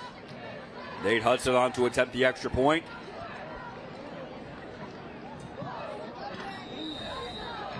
And the 5 extra points have all been successful combined. 28-7 Springfield increases the lead back to 21 on Thursday Night Lights.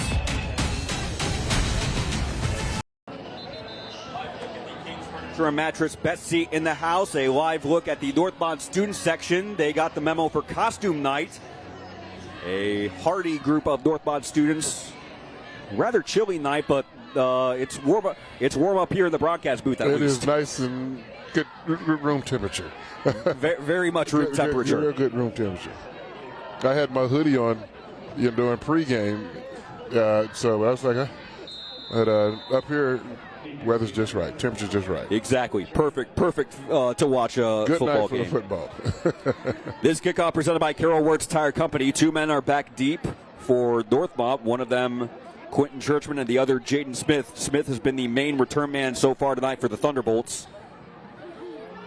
As this kick will indeed be taken by Smith from about the 9-yard line. Quickly up to the 20 and diving forward to about the 25. Able to keep the ball and prevent a fumble going backwards. So that was objective number 1 based on learning from what happened on the previous drive for the Thunderbolts. As here's another look at the touchdown run by DeAndre Long. And just kept his feet moving, going forward, and then pushing the pal, to get him across that goal line. On that kick return fumble, sometimes fumbles happen and other times fumbles are calls. Yep. That time, you can't fault the runner. That was a called fumble by Northmont. The kid made a heck of a hit, helmet right on football, and something had to give, and the ball came loose. Better defense. From the 21-yard line with 10 minutes to go in the third quarter, Northmont still only down 3 scores, and in the G-Walk, there's still a lot of time that will happen in these remaining 22 minutes of game time. But this is Callion Grant up the middle.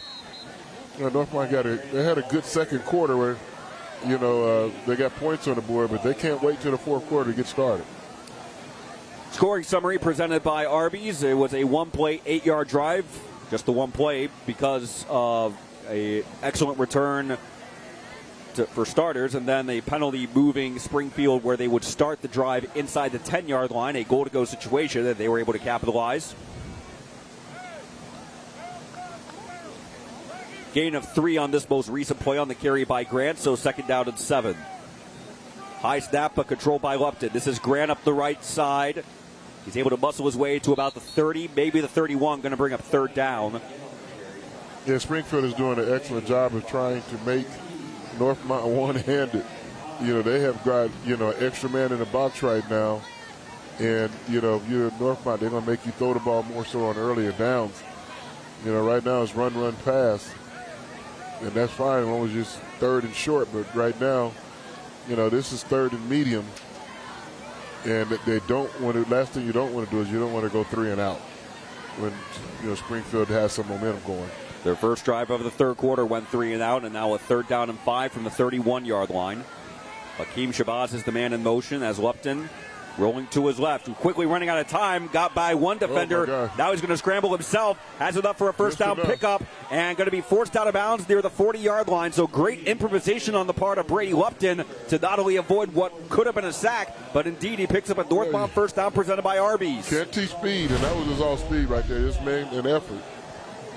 Lupton has nothing to the left, and he figured out a way to get right. That's moving. Jackson Himes was the man who had an opportunity for a sack, and then Lupton able to avoid that and essentially outrun Tyrell Thompson down the near sideline. They needed 5. They got about 8. So first down from the 39-yard line. The first down presented by Arby's. Screen, trying to set the screen. Lupton thought about throwing. Now scrambling. Still trying to buy some time, and he's going to run out of that time. Great read by Kyron Dolby, the linebacker. He's got to throw that ball. You got to throw it. It'll be second and 10 is better than second and 25. And it was a significant loss because you see him pedaling back. Throw it away.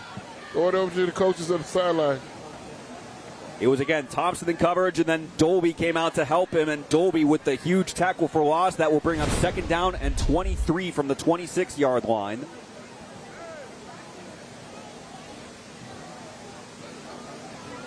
Not too many plays for this scenario. They do have 3 plays to get the 23 yards to the 49-yard line. Yeah, they tried to run the screen, but Springfield had it ready. Then sometimes you just got to throw that ball away and play second and 10. Lupton now going deep downfield and nearly intercepted by Sincere Keys. Lupton was not on the same page as the intended receiver Daniel Ivory. He was further down the sideline than that pass was intended. Yeah, he was trying to pick it all up at once instead of just being patient. He had some receivers underneath. And Keys very nearly had an interception in a handbasket. It was just beyond his reach. Yeah, now the playbook gets really small on 3rd and 23. I was hoping they would get, half of it back.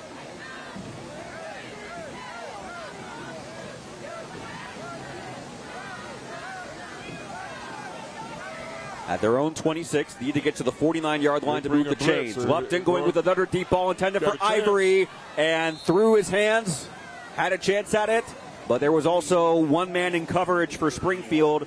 Bop Wafer running over to help out Sincere Keith. So now the Thunderbolts have a 4th down and 23. Yeah, you're going to have to punt this ball. I mean, the receiver's open.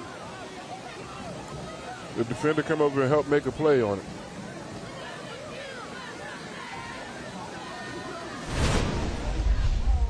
You know, luckily gave him a chance to make the play. Well, I don't think they've reset the field marker.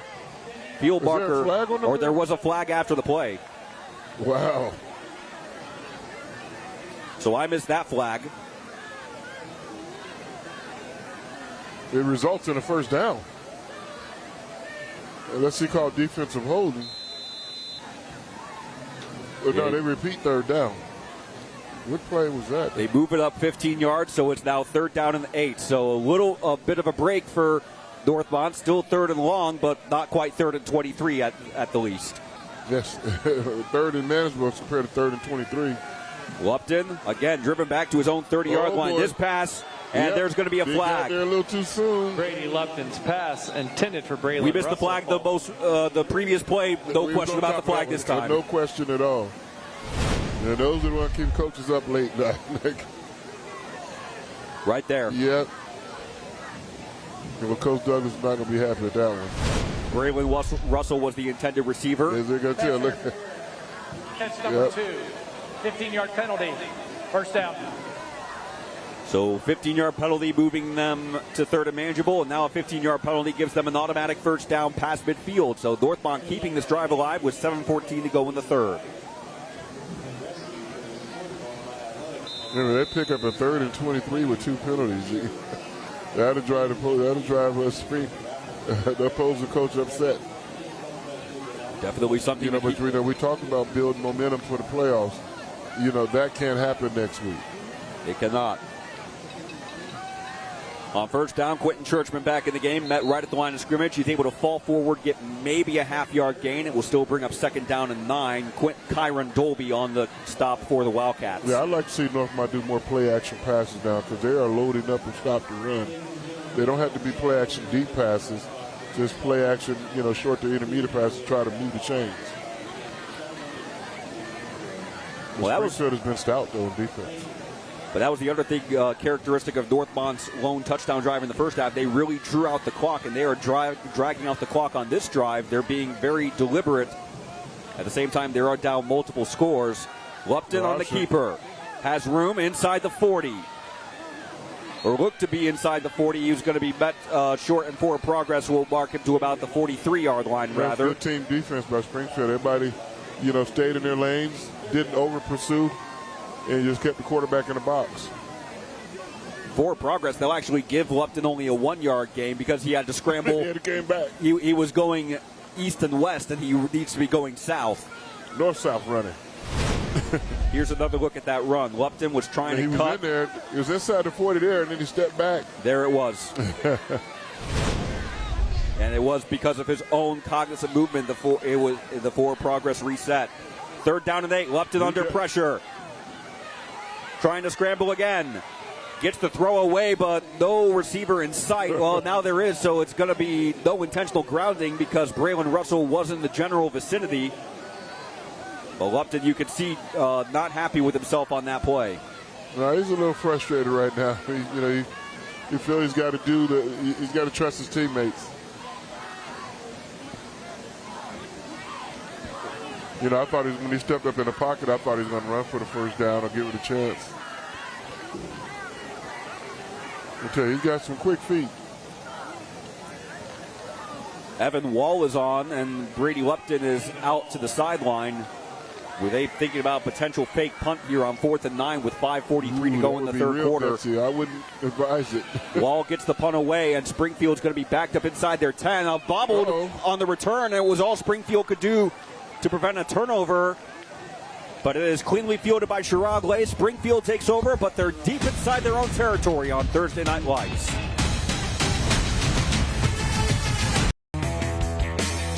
.534 to go in the 3rd quarter of Lee's Thursday Night Lights, presented by Cincinnati Area Toyota Dealers. Springfield with a 28-7 lead at Northmont, but the Wildcats are backed up inside their own 10-yard line. They're Worst starting field position of the night after a great pump by Evan Wall. It was bobbled by Sherrod Lay. It was all he could do just to prevent Northmont recovering the fumble.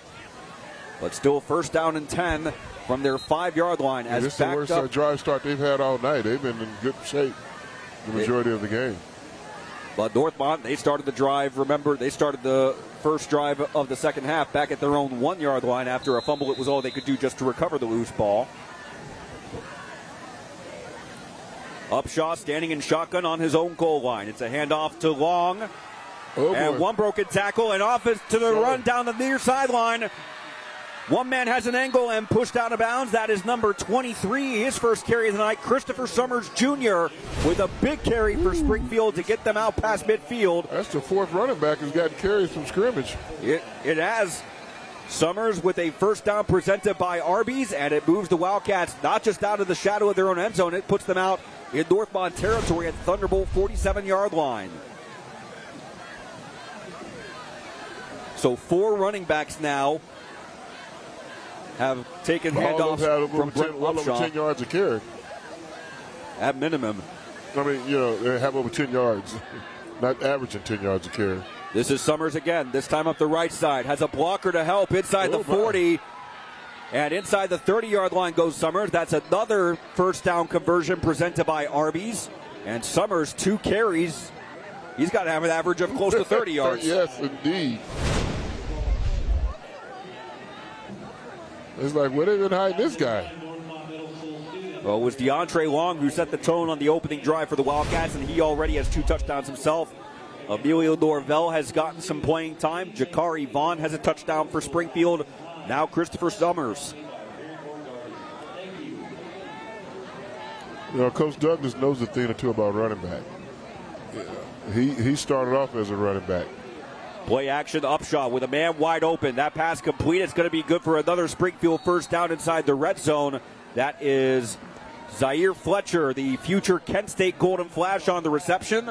And that has moved Springfield into the Donato's delivery zone. Donato's Pizza, great call for after the game. Order online for pickup or delivery at Donatos.com. Every piece is important. When you're able to run the ball effectively, as Springfield has been tonight, play action is like cherry picking. That's real easy. Those, low risk, high reward, type of plays. And they've been very good for Springfield tonight. And Fletcher was wide open on that reception as well. Upshaw, this is one of the few times he's kept the ball, but Upshaw in from 10 yards out for a Springfield touchdown presented by Donato's. I mean, that offensive line, you can't talk about them enough in Springfield. They have gotten the job done tonight. You got 4 different running backs that have gotten the ball and had a lot of success. And they have to, that's only possible with the big fellas up front. And Upshaw now, he has 1 passing touchdown. Now he has a rushing touchdown to boot. So they were wanting to move on past the heartbreak of the big-time contest last week against Fairmont. What was their senior night? As a high snap, they're going to have to improvise. And that pass is intercepted. If he scores. Northmont could take this back, but now the play has been ruled dead. So the improvisation by Bob Wafer trying to throw for a 2-point conversion, but it was the credit to Corey Norris, number 22, who was not fooled for Northmont. He prevents the 2-point conversion. But it looked like he may have stepped out of bounds. That prompted the play to be whistled dead. Either way, it stays a 27-point lead for the Wildcats at 34-7. Those snaps have been high all night. They have. They just probably one too high, just a little bit too high. And we've seen a couple of those again throughout the entire course of our Thursday Night Light season. Every point matters, and high snaps have been a key part. Actually, they are now taking another look. It may have been a flag. Here's another look at the touchdown. Upshaw able to shake off a defender long enough.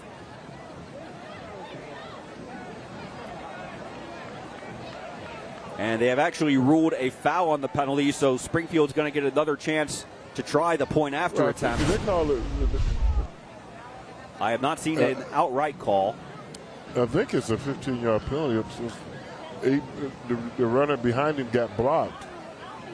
And they may have charged that 15-yard unnecessary roughness.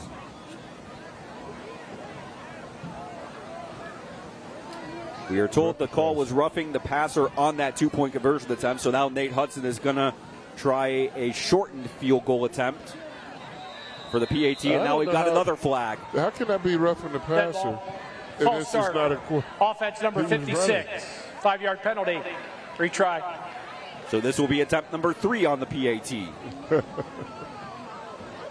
Okay, the refs had a good first half. They're off to a bad second half. That was a holder. That's not the pass, not a quarterback.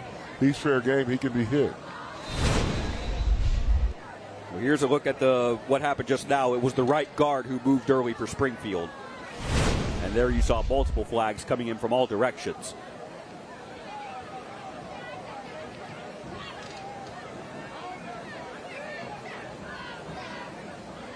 Good snap, good hold. Third try, and the third time is the charm. So Nate Hudson remains perfect on points after. And with 4:38 to go in the third quarter, Springfield has increased the lead to 35-7.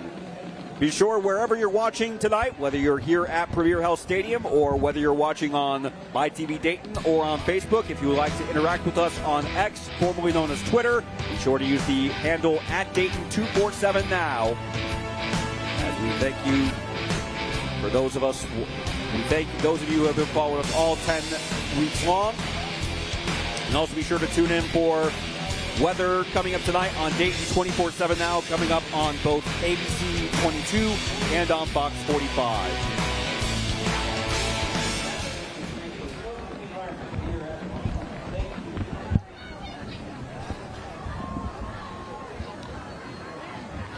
So a 28-point lead.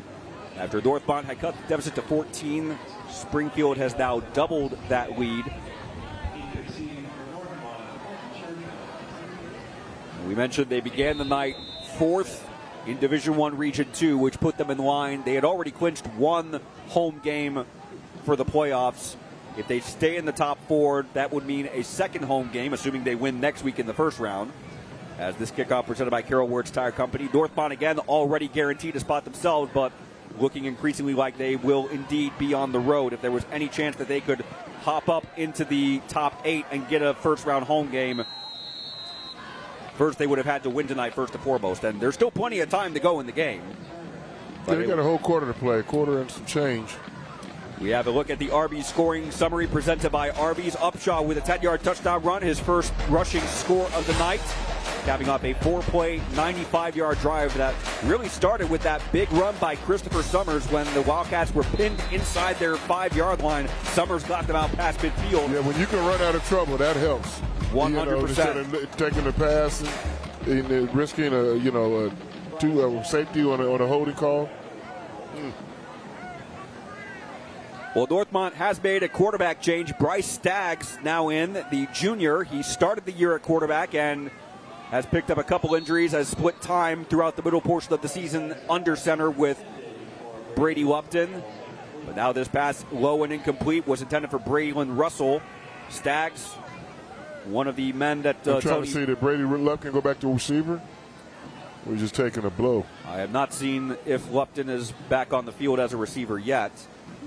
But Tony Broering had mentioned that there were a couple of players implying that Staggs was one of them, that they weren't sure if he was going to be able to go tonight because of injury, but they were hopeful that with the extra night, because they played tonight, they have another game to get ready, another day to get ready for next week.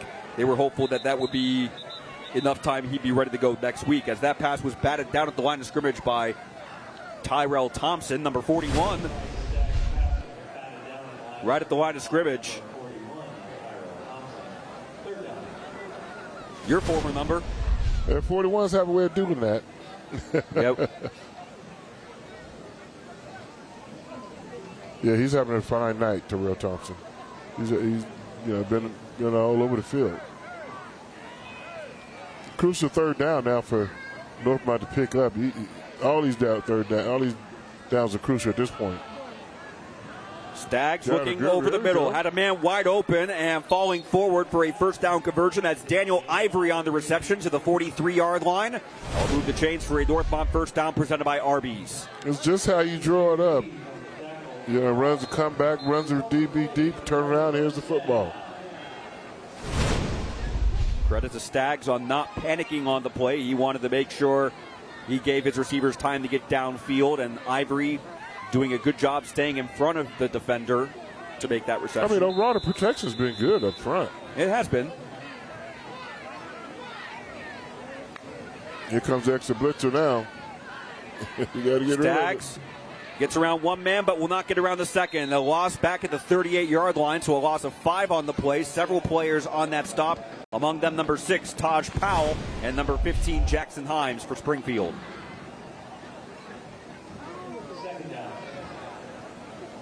Looked like it was Himes who first got to the Northmont QB, forcing him to scramble, and Powell into, if they gave out 3/4 of a tackle, I would say Powell got 3/4 of that tackle. I would say so too.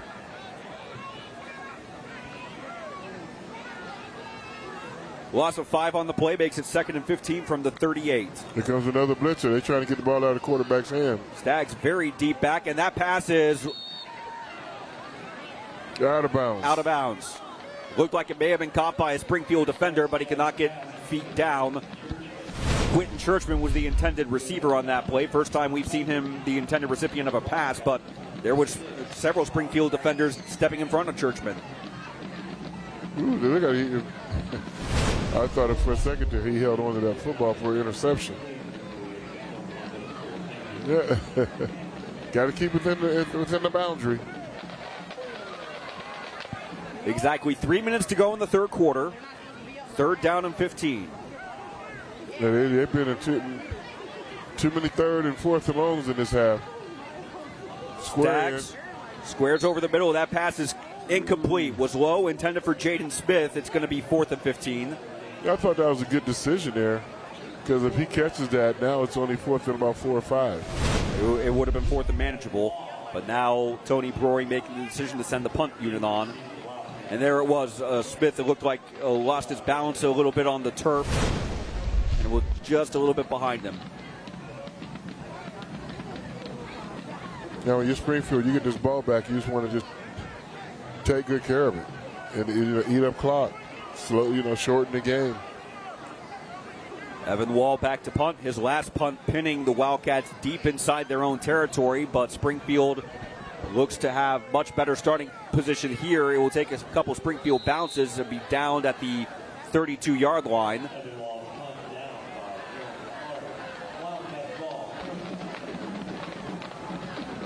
Well, as we mentioned, both teams are confirmed to be in the playoffs for Division I Region 2. This is our only Division I matchup of the Thursday Night Light season. I was going through the math. Right now, last I checked, 10 of our 20 teams right now have confirmed playoff spots. So that's exactly half. The games we broadcast. The 20 teams that we broadcast in total, 10 of them are confirmed right now, and we could add as many as 4 more right now. Their status is still unknown as of week 10. That's a swing pass to Gerard Lay, quickly past the 40-yard line. That should be enough for a first down near the 45. And that should be a Springfield first down presented by Arby's, moving the chains to the 43-yard line. Yeah, last I checked, 10 teams were definitely in, including both of these two teams, Springfield and Northmont. And then 4 teams right now, Alter, Trotwood, Stebbins, and Tri-County North. Their destinies are not final yet, but they are still in a position within range. Exactly. Here's Jakari Vaughn up the middle past the 45-yard line.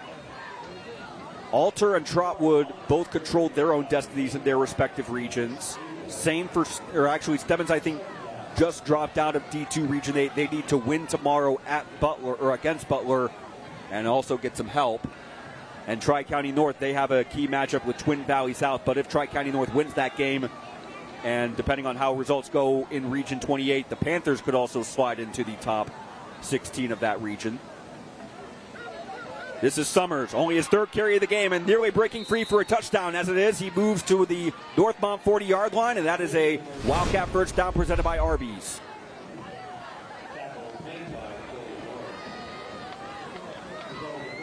I mean, that's another running back. That's the 5th running back they've deployed tonight. I think that's the 4th. That was Summers. That was just his 3rd carry of the night. Okay. Again, only 1 passing touchdown the entire game. That was the opening score of the game. This is Summers again. falling forward inside the 40-yard line. Yeah, I mean, I love Maurice Douglas' coaching style. He has a philosophy, you know, just like we give some of the other coaches credit. Yep. You know, like Fairmont, they run that wing T, the double wing offense, and it's been successful for a long time. You got to, you know, credit Coach Miller for that. But Maurice Douglas, what he's done up here in Springfield, you know, he's just been outstanding. Gotten the state championship a few times, and it's just a matter of time before they kick that door all the way down. Well, Springfield has made it to Canton each of the last 3 years, but each time they've come up as the runner-up in Division I to Lakewood St. Edward. They mentioned, Bo Douglas did when I spoke with him yesterday, the fact that opportunity for another deep run. Hopefully the fourth time will be the charm if they make it back to Tom Benson Hall of Fame Stadium. Yeah, because you try to impress upon the kids how important playoffs are. And, you know, only one team in the division is going to win it. Why not you? Exactly. You know, why not you win it?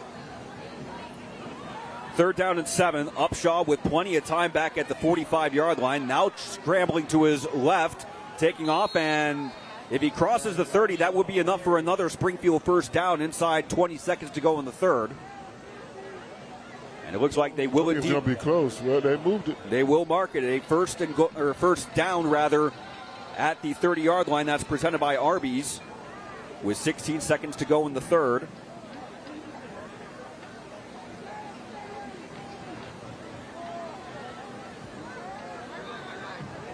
And do they have to call a play? I think they're synced up perfectly. The clock stopped entirely, so we think they will call a play. It is Summers up the right side, off the right tackle, quickly inside the 20.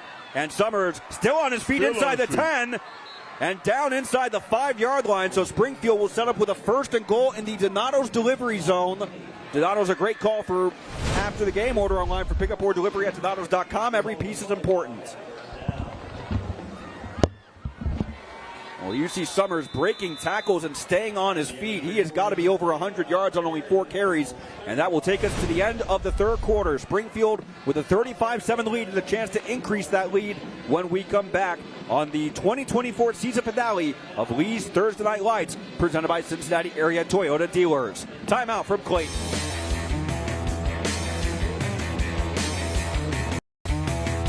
Fourth quarter of Lee's famous recipe chicken Thursday Night Lights, presented by Cincinnati Area Toyota Dealers. Springfield with a 35-7 lead.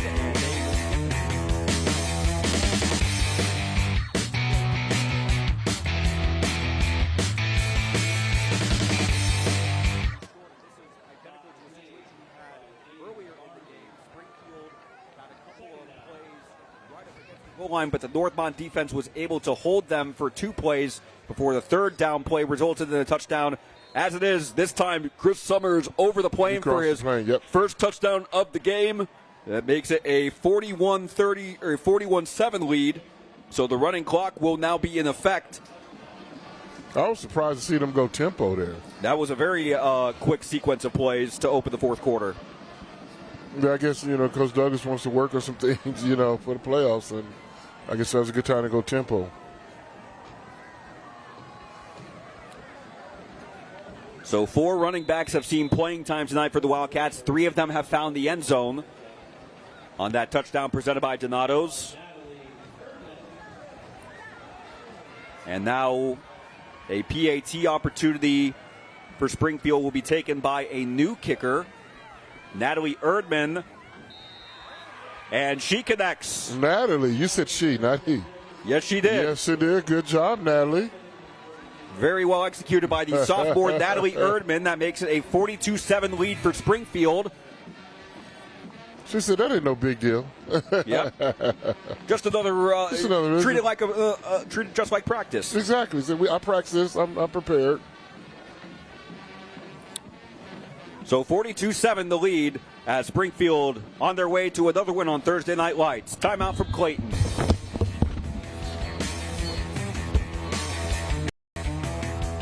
Another replay of the most recent point after attempt taken by sophomore Natalie Erdman.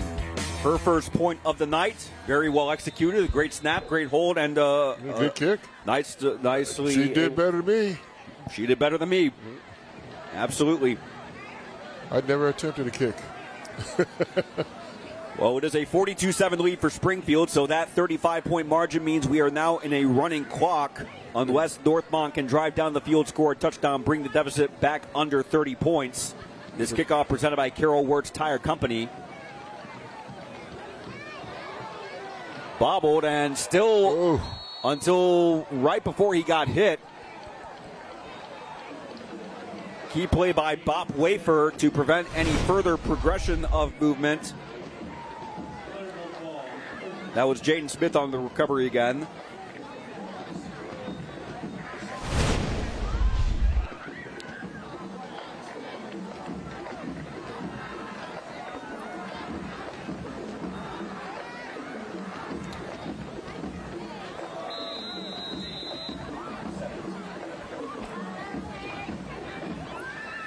So the clock now running, just about under 10 minutes to go in the fourth quarter.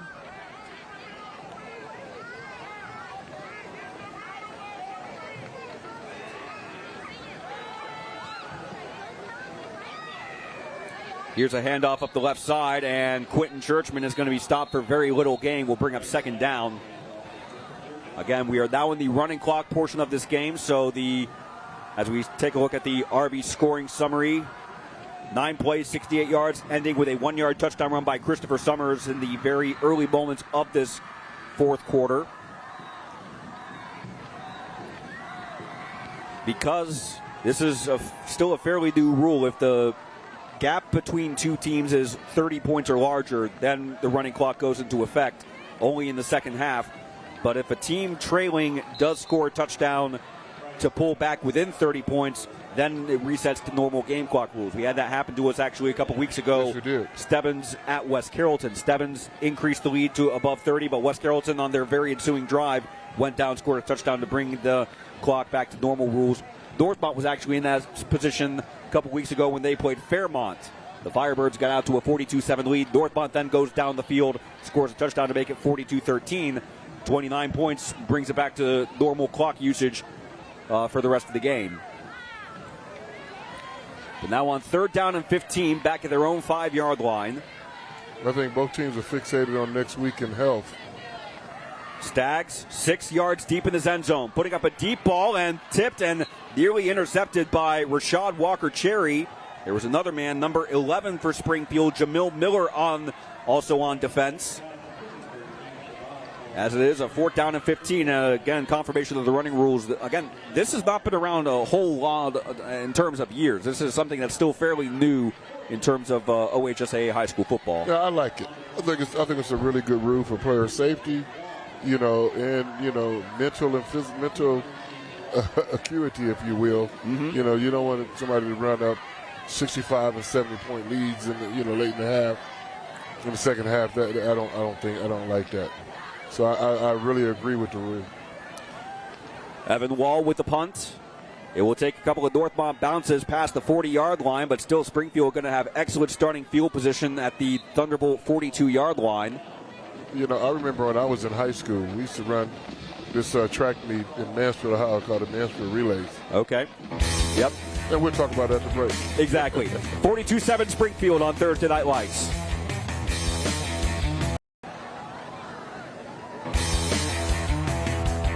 Live look at the King's Furniture and Mattress best seat in the house. The Northmont student section on Halloween night, costume themed night. There's a nice Spider-Man costume. Yeah, did the cheerleaders change uniforms? Because they said they had something special for us. They did, but I haven't seen them.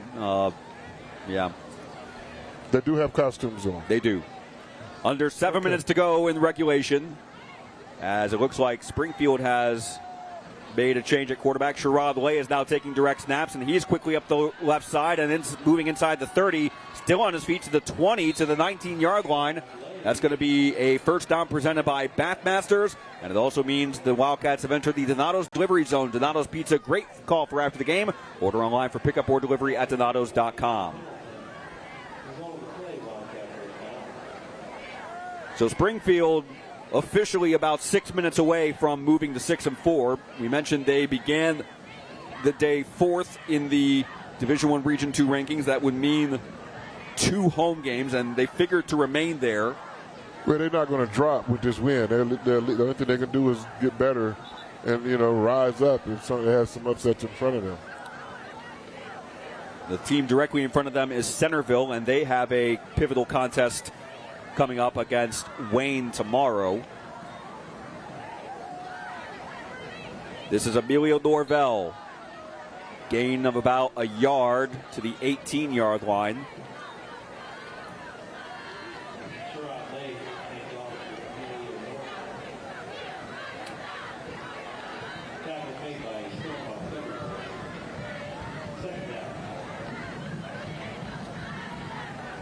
Officially no gain on the play, as there's a look at the TNL Champions Trophy. It will be going to Bo What a nice Douglas. trophy that is.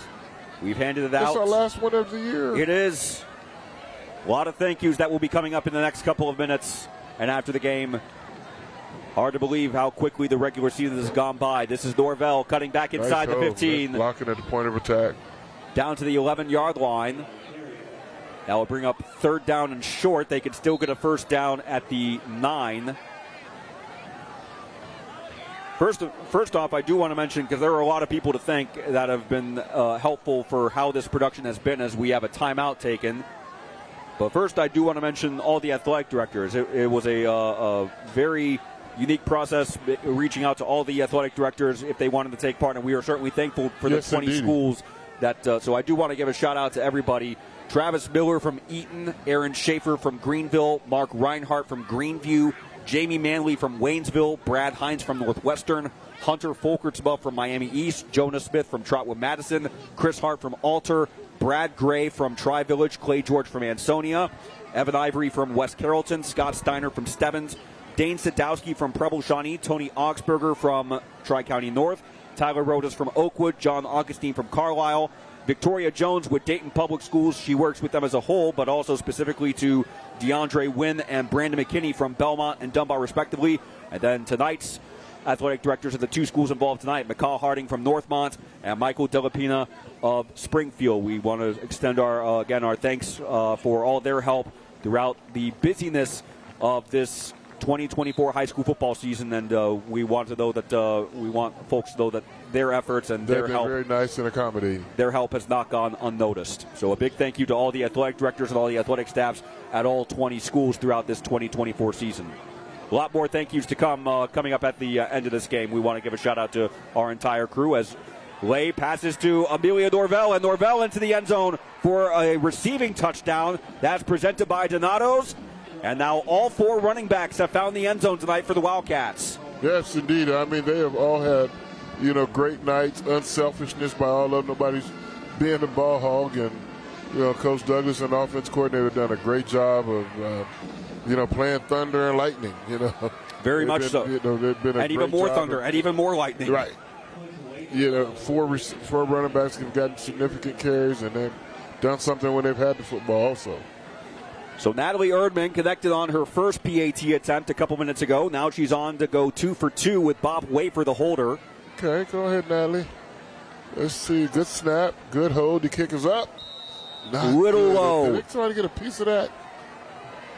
It was far enough, just angled off to the left just right at the last second. So it stays a 48-7 ball game. But Springfield will indeed be on their way to 6-4 overall. I'm excited. Natalie Erdman's on Thursday Night Lights. You'll talk about that in 20 years. Exactly. So will Emilio Norvell on this touchdown reception, the 4th running back to find the end zone, albeit on the reception, but still he finds the end zone. Yes, indeed.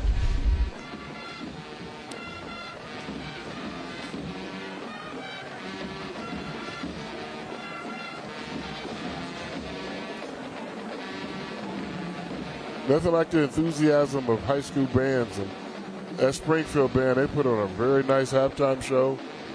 So they've been playing the whole game. And Northmont's band did an awesome job pregame and halftime as well. They did. There are a couple of Springfield players. Is that they do push-ups for every point? I will say I was the mascot my senior year of high school at Upper Arlington in Columbus. And for every time UA scored a touchdown in the game I did push-ups for every point. Wow, you did. And, I mean, when they scored one touchdown, I did 7. Nice, then they did 14. I had to do 14. You couldn't add 7 more to it. No, I did 14, yeah. Yeah, you could. I already got 7. No. We exactly. Start over. Yeah, what's the most you ever did? In one time, 42. But that was 42 because I had done 35 after the 5th touchdown, 28 after the 3rd touchdown. So I don't know how many you added, like 7 plus 14 plus 21. I don't know how many I did that night. But we have a fumble on this kickoff recovery presented by Carroll Works Tire Company. There is a fumble on the play. Russell did fall on it, so Northmont will keep the ball with 2:52 to go in regulation time. Thunderbolts ball, 1st and 10. Well, Northmont, not the best of seasons that they were hoping for. They started the year with a couple tough losses to Butler and LaSalle. They recovered in weeks 3 and 4 with back-to-back wins against Withrow and Beaver Creek. So they were one of those. But you get a reset next week. That is very true. Everybody is 0-0. Everybody is 0-0. Everybody's 0-0. Stags back out on the field. Hand off to Quentin Churchman. Quickly past the 25 to about the 27. That's going to be a first down presented by Bathmaster, so that will move the chains for Northmont. The other thing I want to mention regarding the Thunderbolts is, something I just found out about yesterday when I was talking to them, they were playing this entire season in memory of one of their teammates, Carter Davis, who unfortunately passed away over the summer. He would have been a starting wide receiver. Oh, my. He passed away back in July. Last week would have actually been his birthday. He would have been a junior on the team. But that is something that Jaden Clark mentioned to me, that they were wanting to play this entire season with Carter Davis in their memory. I asked Tony Broing, the head coach, about it, and very first thing he said, check 1, 2, 3, 4, 5, 6. They always thought about Carter. He's always been on their minds all day. So always a very silver lining. Yeah.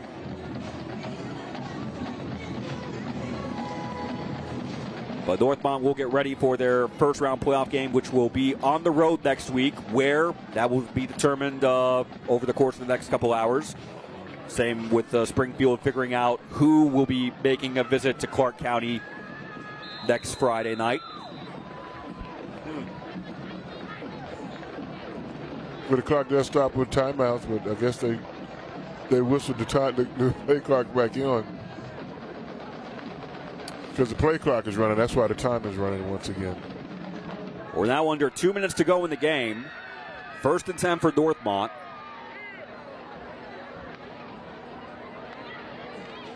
And it's going to be another handoff to Quentin Churchman. He has been the main catalyst for the Northmont offense, but Springfield's defense. Next week, Quentin's going to get a lot of carries. He's played well. Well, an opportunity for him, even though it has not been the outcome that he and the Thunderbolt teammates were hoping for tonight.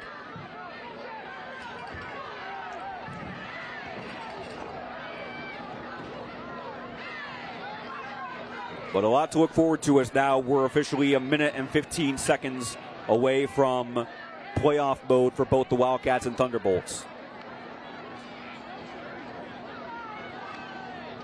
Churchman found a hole, got close to the 35-yard line. Going to bring up 3rd down and short.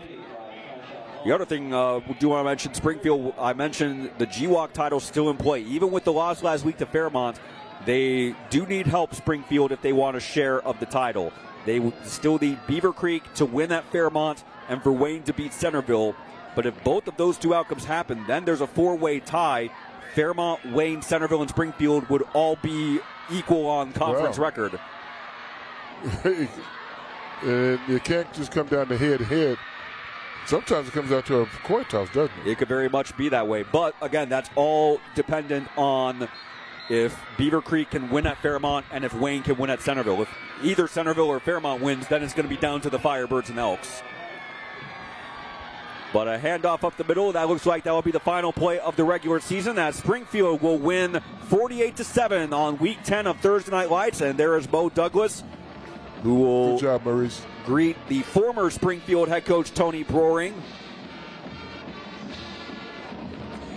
And we have the trophy presentation coming up next. Wildcats 48-7 winners on Thursday Night Lights.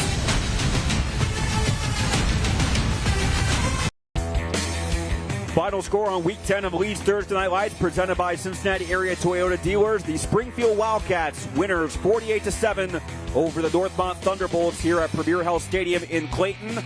Springfield Wildcats finished the regular season with a record of 6-4. They are 5-2 in the conference. So they still have an outside chance to clinch a share of the GWAC title. But again, as we mentioned, that is dependent on if Beaver Creek beats Fairmont and if Wayne beats Centerville. If both of those outcomes happen tomorrow, then there would be a four-way tie for the first place in the GWAC standings. So Springfield, they do enter the playoffs with some momentum, especially after the tough loss of last week to the Fairmont Firebirds. This was exactly what they needed to get back on track before the postseason. Yes, you know, you want to have something positive going into the postseason, and you win your last game of the season in this fashion, you're feeling really good starting the playoffs next week. And Northmont will also be in the Division I Region 2 playoffs. Where they will be and what seed, that will still be determined in the next couple of days. But they are also firmly in the playoffs. It's a situation where Division I Region 2, this is the second year that there are only 17 teams in the entire region. So 16 get in, 1 get out. And right now, the playoff points, it's down to a matter of 3 Columbus area schools. 2 of them would be in, 1 would be out. So for the longest time, it's been a situation where Beaver Creek was that team on the outside looking in, but this year Beaver Creek's going to be headed to the postseason. What I saw for the first time, besides the 2020 season of COVID, their first time ever. So we are going to forego the trophy presentation for now. We are going to start with our superlatives. The play of the game is coming up very shortly. It's presented by the Carroll Words Tire Company. Play of the game. First drive of the game inside the opening 2 minutes. A deep touchdown pass from Brent Opshaw to Jamar Montgomery for the first touchdown. I believe that was play 3 of the game, wasn't it? Play 5, I think. Play 5, it was a third down. Third down. You know, that was setting the tone, something we talked about in pregame, and, you know, that's exactly what happened. So Brent Opshaw to Jamar Montgomery, the first touchdown of the night. That is the Carroll Words Tire Company play of the game. Our second superlative is our Big Sandy Superstore Big Impact player of the game. And we're going to go with a 3-way tie. 3 running backs carving a majority of the ground game. And it's really DeAndre Long, Jakari Vaughn, and Chris Summers, all of them finding opportunities to contribute. Emilio Dorvel also had a receiving touchdown, but a huge game, huge department as a whole. A huge game for the Springfield running back class. Yes, absolutely. They played 4 running backs with the big 3, you know, really set the tone, and once they got in. Well, before we get to our drive of the game, we are ready to present the trophy presentation. Here is Tej Joshi. Coach, that was a big win for you guys. A lot of points on the board, a true team effort. From your perspective, what was the key to coming into tonight's game as motivated as possible to put up all those numbers? Just trying to go into the playoffs in a positive way. Our guys did a good job executing on offense. We got some things to work on this week on defense, but I'm proud of our team overall. As you mentioned, you are trying to get into the playoffs on the right foot. What's the key for you guys going forward next week? Watching film, taking care of our responsibilities, and doing what we're supposed to do. Coach, lots of big numbers for you and the whole team tonight. I want to give you guys the Thursday Night Lights Champions Trophy presented by Lee's Fans Recipe Chicken. There you guys go. Good job. Thank you so much.